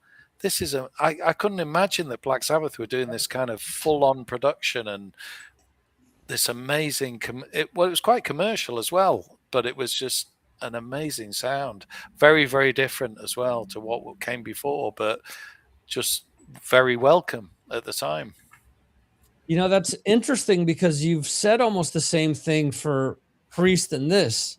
Yeah. They're released very close to one another, obviously the same year. So I wonder what other albums like in 79 were really kind of pushing them to go in that direction. You can say the same thing about the number one pick in this 1980s list. I have a feeling. Yes. Yeah, we'll get to that. We'll get to that soon. I think so. All right. Maybe we'll have to visit 79 somewhere down the road, Victor. Yeah, well, that's in the plans. Don't worry. Final thing about Heaven and Hell, just final thing very quickly. The bass sounded amazing. Yes. I mean, the bass was the first time I noticed a bass on an album. True. I just want to. You know, you're right. Absolutely. Geezer is amazing on this album. He's all over it. It doesn't be the same without him doing that and playing like that. Yeah. Perfect example is Lady Evil. There's a compilation that I have, which is where I was introduced to some of the other tracks off of this for the first time. And Lady Evil kicks it off, and you hear just that thunderous bass at the beginning. And it's like, wow, what is this? That's awesome. You know, just that whole low end, that whole groove there. Yeah. So makes someone like Brad want to pick up a bass and put on red pants. We need to see that again today. Yeah. Yeah. All right. So are we ready for number 2? Yeah. Do you need us to tell you what it is? You may be surprised at what it is. Can't be. Yeah, maybe. Charlie. I'm feeling like I'm ready for number 2.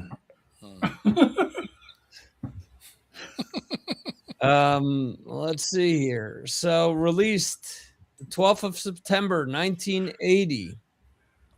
Recorded between March and April of 80 at Ridge Farm Studios in Ruspert, England, clocking in at 39 minutes, 31 seconds. Produced by Robert John Mutt Lang. Fucking with you guys. Produced. Wait a minute. Everyone froze for a second. That would have been interesting, though. Sharon did not approve of that. Label is Jet. Produced by Ozzy Osbourne, Randy Rhoads, Bob Daisley, and Lee Kerslake. Singles: Crazy Train and Mr. Crowley. Obviously, the number 2 album is Blizzard of Oz by Ozzy Osbourne. Say the same thing about the bass. It stands out on this album just as well. It was what was in the water at the time. Good question. But I mean, this is funny because I was looking at when I was figuring out where I was going to place this on my list.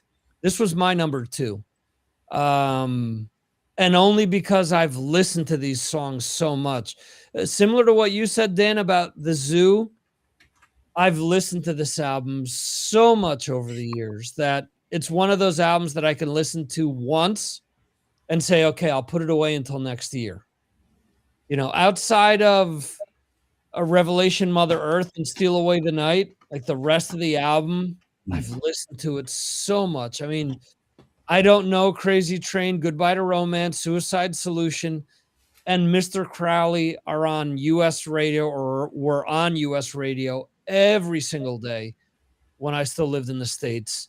No Bone Movies is something that I did to myself, because once I got Tribute, that was the first time that I heard that track, and I played it over and over and over again because it was just new to me. It was so different. That and Flying High Again was the first times I had ever heard those songs, so I played them to death. But this album is huge. I mean, you talk about how Motorhead was such a big influence on thrash, but without Revelation Mother Earth, you don't have Battery, you don't have Blackened, you don't have countless other thrash songs with those acoustic intros that just kick into full-on just metal. And even I would even say that Fade to Black comes out of Revelation Mother Earth. I think that, and I mentioned this to Charlie Benante years ago. Who's had a bigger influence on metal music from a guitar standpoint? I said Tony Iommi or Randy Rhoads, and he said, "Oh, Randy Rhoads without a doubt," or I'm sorry, Tony Iommi without a doubt. And I said, "You can't, okay, but you can't discount Randy Rhoads' importance, because before, and even Diary of a Madman is kind of similar to Revelation Mother Earth, with that classic nylon string guitar going into the full-on electric. So many bands copied that. I mean, I don't think that there's any denying in how important this album is for metal, and people can talk about how commercial, Crazy Train is, because it became commercial, how commercial some of the other tracks off of this became. But at the time, it was huge. I remember requesting Crazy Train at my roller skating rink, and they were like, "Yeah, I'm not sure we can play that or not." Okay, we'll squeeze it in there for you. So they would play it. And now we're all like, please stop playing that song. Yeah. Well, I would request this and Dirty Deeds all the time. So anyway, Blizzard of Oz. Go ahead, Dan. You're getting close to the mic. We didn't know what a bone movie is in the States. That wasn't a term. And then we got to hear Ozzy talk about that. Somebody interviewed, and I don't remember where, and say, "What's that?" And he got to explain it. And that was fun. So that was a fun clip. It's out there somewhere. Who else wants to talk Blizzard of Oz? Well, again, this was another album which came and, after Black Sabbath, and we were sort of wondering whether Ozzy could do it on his own. And, he only had to put on the first track, and here, I Don't Know. And it was just amazing. But it wouldn't have been the same without Randy Rhoads, because Randy Rhoads was, he brought on Ozzy's sound and made it into something a little bit different. And it was just incredible. I really liked Mr. Crowley. I thought that was an amazing song. Obviously, at the time, I liked Crazy Train. Now I've kind of heard it to death, but even so, I still play it and enjoy it. But at the time when you first heard it, it was such an amazing track. And it is an amazing collection of songs. I would think that there's a few songs he did later in his career that could have probably improved this album. I mean, there's a few songs along the way that I like, which, could have made it a little bit better. But at the time, it was one of the great albums that came out in that year. And it brought Ozzy back onto the scene. It put him back on the, into number one status again. And, that's where we wanted him. The other thing that I want to add real quickly, that kind of touching upon what you said, that we couldn't have had this without Randy Rhoads.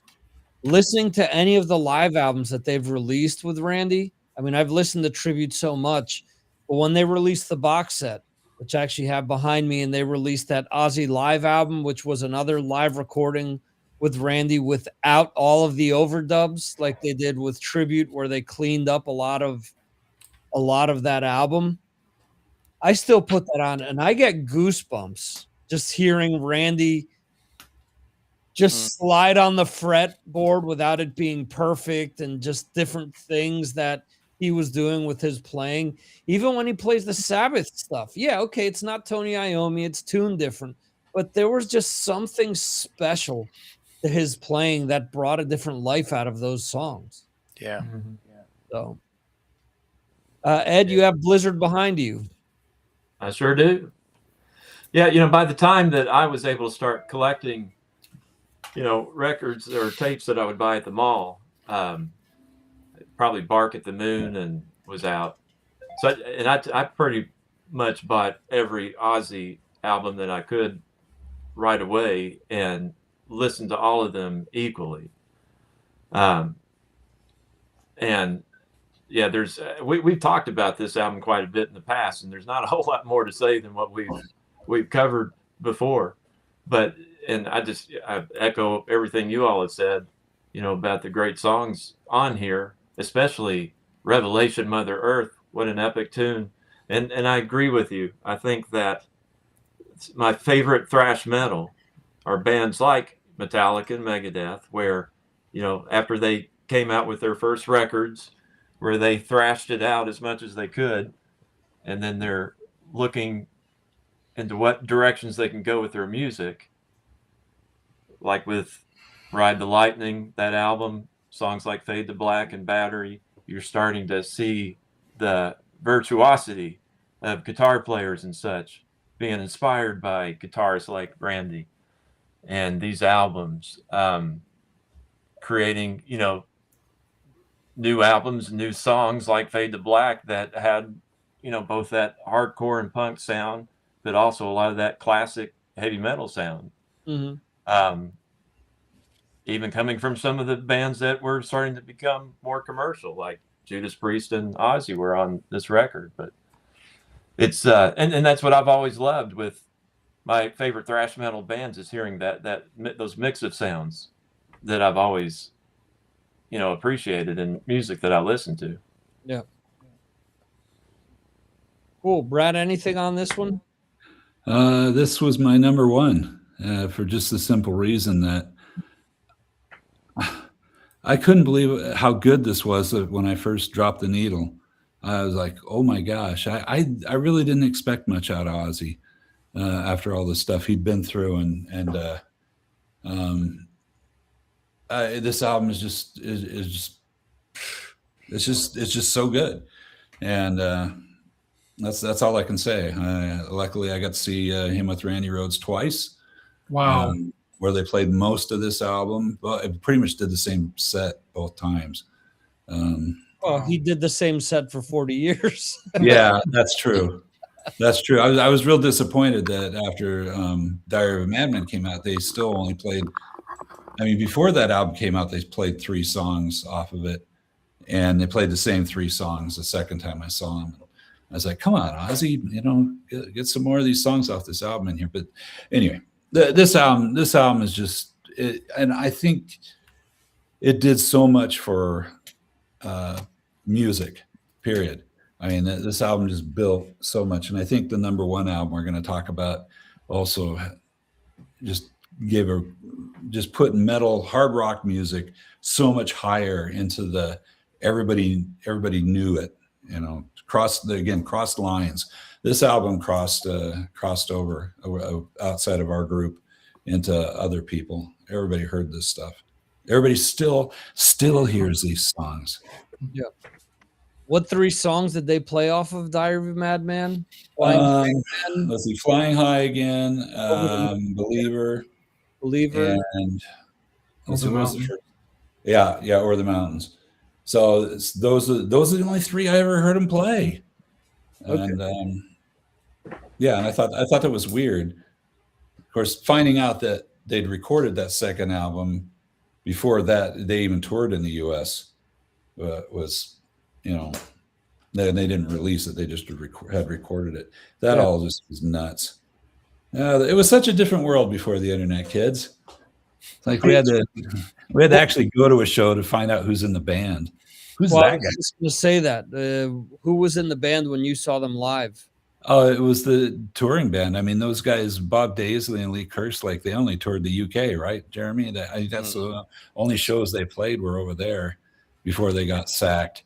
And that was, again, after they did the second album, which I just thought was bizarre. I thought, oh, the guy, did they record them like at the same time? But they didn't. Just weird stuff going on. So you go to a concert and you don't know who's in the band till the lights hit the stage, and like, who's that guy? Yeah, I love Rudy Sarzo now, but at the time I hated him. I thought his shenanigans, playing over the top of the neck and everything. I was like, what, dude, this isn't. Yeah, but I love him now. He's an incredible bass player in spite of his posturing and his shenanigans back then. He was kind of like a baby Yannick Gers. But this album is undeniable. I got off track. And if there's anybody out there who hasn't heard this album, you need to listen to it. Do it now. Well, after the show, after you finish this show, then go listen to it. All right, so let's recap these really quickly. So at number 10, Michael Schenker Group with Michael Schenker Group. Outstanding. Saxon, Strong Arm of the Law at number 9. Completely brilliant. Scorpions, Animal Magnetism at 8. Achtung. Motorhead with Ace of Spades, number 7. Number 6, Van Halen, Women and Children First. Number 5, Iron Maiden with Iron Maiden. Number 4, Judas Priest, British Steel. Number 3, Black Sabbath, Heaven and Hell. Number 2, Ozzy Osbourne with Blizzard of Oz. And number 1. As many people have said, the greatest hard rock band to ever come out of America, Kansas. No, actually, this album was recorded April to May 1980, was released in July of 1980, recorded at Campus Point in Nassau, Bahamas, 42 minutes, 11 seconds, released on Atlantic Records, produced by Mutt Lang. Singles, You Shook Me All Night Long, Hell's Bells, Rock and Roll Ain't Noise Pollution, and Back in Black.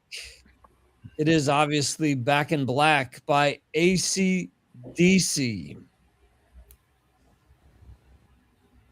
So there's always been the controversy of which is the bigger AC/DC album, Back in Black or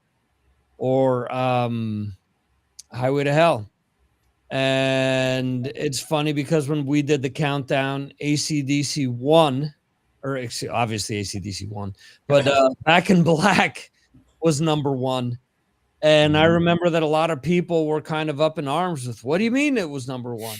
This is one of the biggest selling albums of all time. If we talk about an album transcending genres, Hell's Bells, Shoot to Thrill, What Do You Do?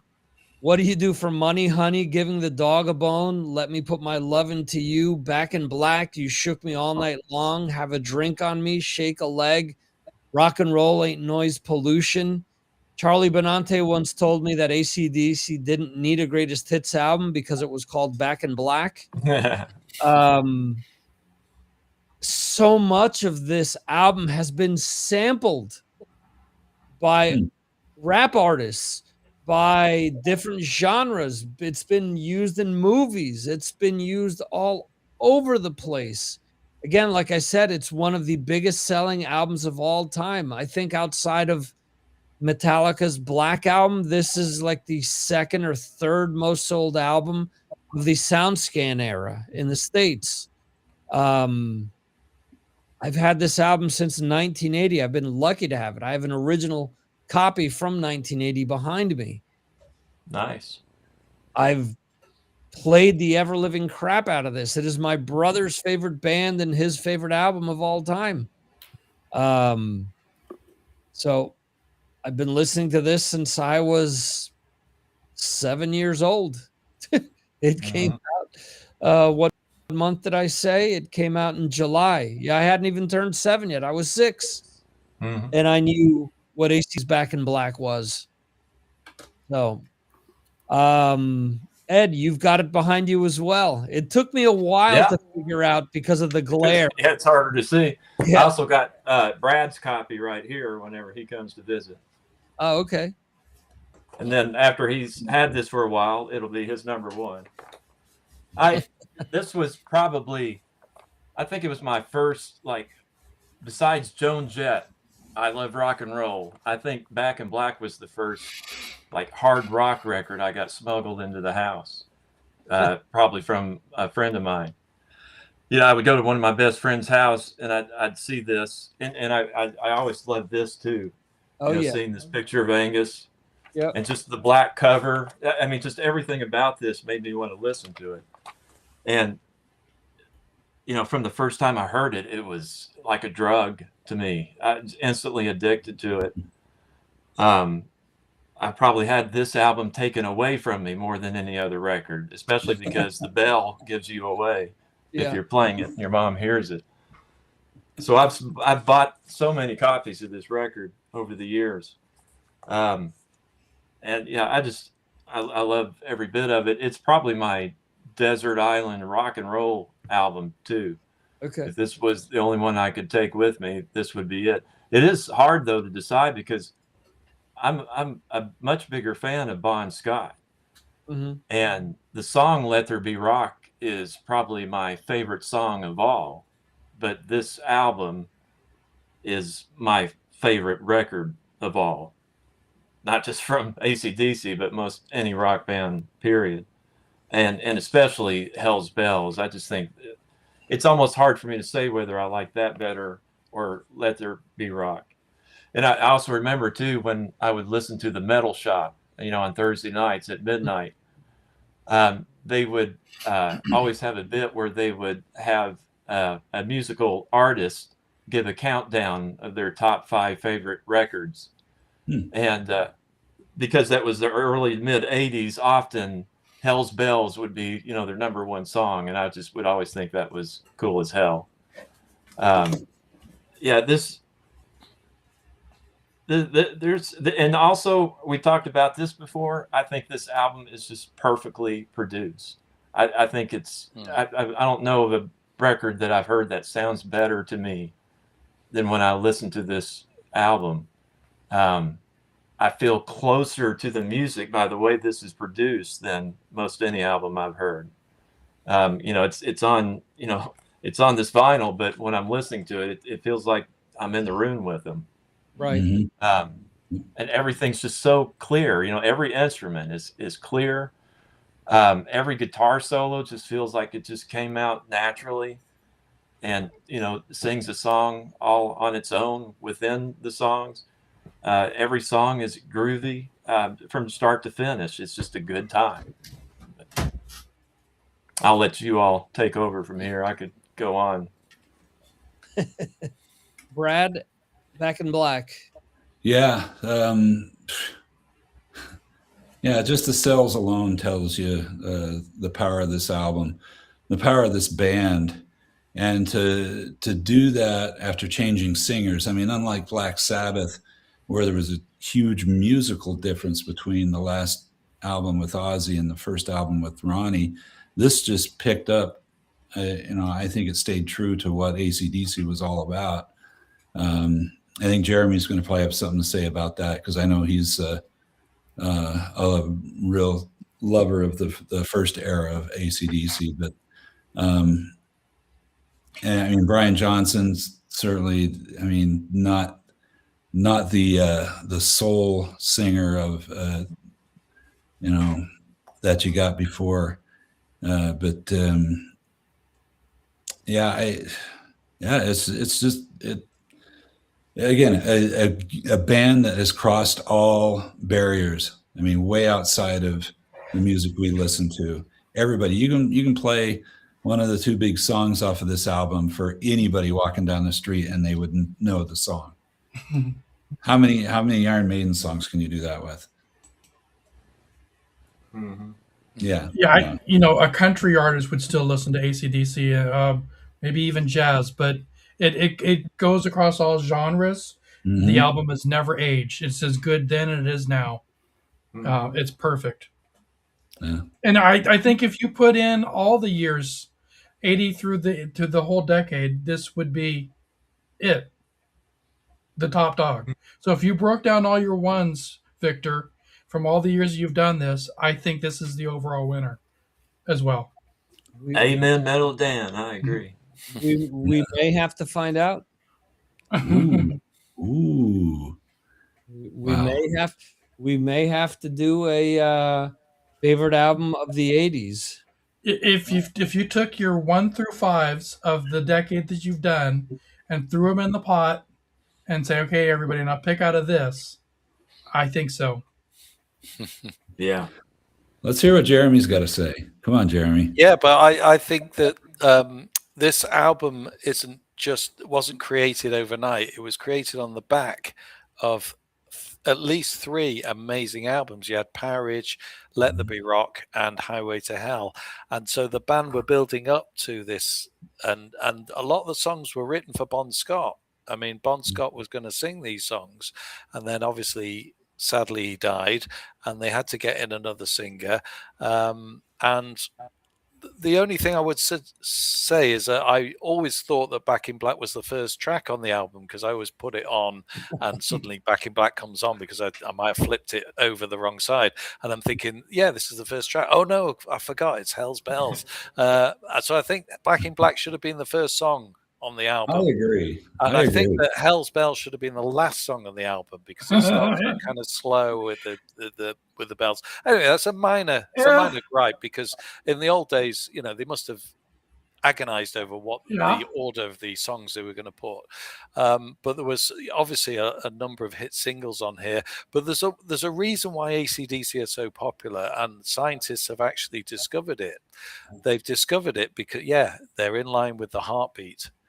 The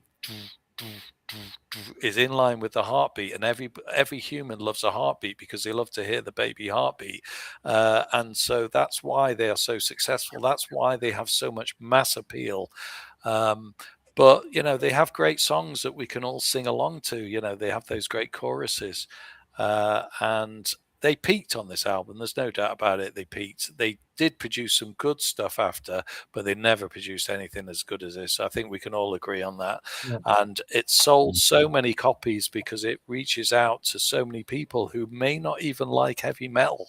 Mm. They just like a bit of rock music with their disco or with their new wave music. They just know AC/DC as one of those famous bands of the time, and they like AC/DC. I've been to an AC/DC concert with someone who just likes AC/DC and doesn't like any other heavy metal music at all. And it's weird, but that's the way it is. And it is an incredible album. Is it my favorite album by them? Possibly not, but that doesn't demean it, because I still love it. Like I love both of my daughters. Yeah, here's the power of AC/DC. Okay, I think of all the concerts I've been to, and you're waiting for the headlining band to come on, and they're playing music over the PA. Everybody's chatting and blah blah blah, and then an AC/DC song comes on. Everybody stops talking, and everybody starts rocking and starts singing with it, and it's almost it's just unbelievable the power that their music has over the masses of the people. It's just incredible. I can never stop moving my left foot. So whenever an AC/DC track comes on, my foot's moving in time to the beat. Yep. And your whole body moves in time. It's like when you go to a disco and there's a bit of disco music on. Everyone feels that disco music, even if you're not that keen on disco music. And it's kind of like the same with AC/DC. It comes on and your body is moving in time to it. Yeah, it's just amazing. So this deserves to be number one, and the show what a great list. Yeah, the show they're doing right now was worthwhile seeing. They're in the States. They're playing Vegas again. It's still good. It's a massive production, So getting up close is expensive and all that, but it was still worthwhile to see them last year. I enjoyed it for what it was worth, even with Malcolm gone, and I practically in tears without Malcolm there, but it's good. The weird thing about this is none of us have actually mentioned the words Angus Young yet. I mean, it's just, he's just amazing. What a guitarist! Yeah, He's got and his own he's style and his own, the way he delivers it, the way his persona and the shorts and the school uniform that he's adopted, but he was still doing it on this album, and the solos are there and the riffs are there, and he's the backbone of AC/DC. Mhm. Yeah, he was my guitar hero growing up because of all that energy he had on stage. Yeah. Easy. That's a lot of people, I think, loved him because of that. I remember seeing them for the first time and my brother saying to me, just wait to see his solo because he's not going to stop moving and he's still going to be playing all these notes. So, Yeah. awesome. So AC/DC Back in Black is our number one. Next month, we will be back with year 2 of the Signals from Mars Hall of Fame. I want to thank Jeremy, Ed, Brad, Metal Dan, Anthony Mackey, Sean Richmond. Who else was here? Edgar Winterson, who joined us late. And if anyone else, we've had some steady watchers throughout the show who haven't pronounced themselves. Hope everyone enjoyed the episode as much as I enjoyed discussing all of these great albums. It was a difficult year to pick albums because there's so much good music. We talked about the top 20. You go back and listen to the beginning, but there are 51 albums that people voted on, and there's a lot of top quality things. For example, an album that made my list that didn't make a whole heck of a lot of other people's lists, a few people's lists, was the Queen album, The Game. Yeah. That had so many good songs on it, but yet a lot of people didn't vote for it because there was so much good music here. And there are others on here that should have probably, if they'd come out other years, could have possibly been number one for that year, but they came out in 1980. They came out in a magical year. So, again, thanks everyone for watching or listening to this. If you didn't vote this time around, vote next month when we do the Hall of Fame. And that is it, folks. Thank you so much for joining us.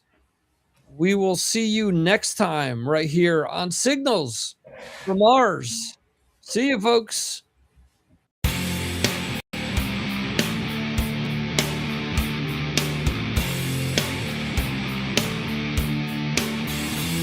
Thank you for watching the Signals from Mars live stream.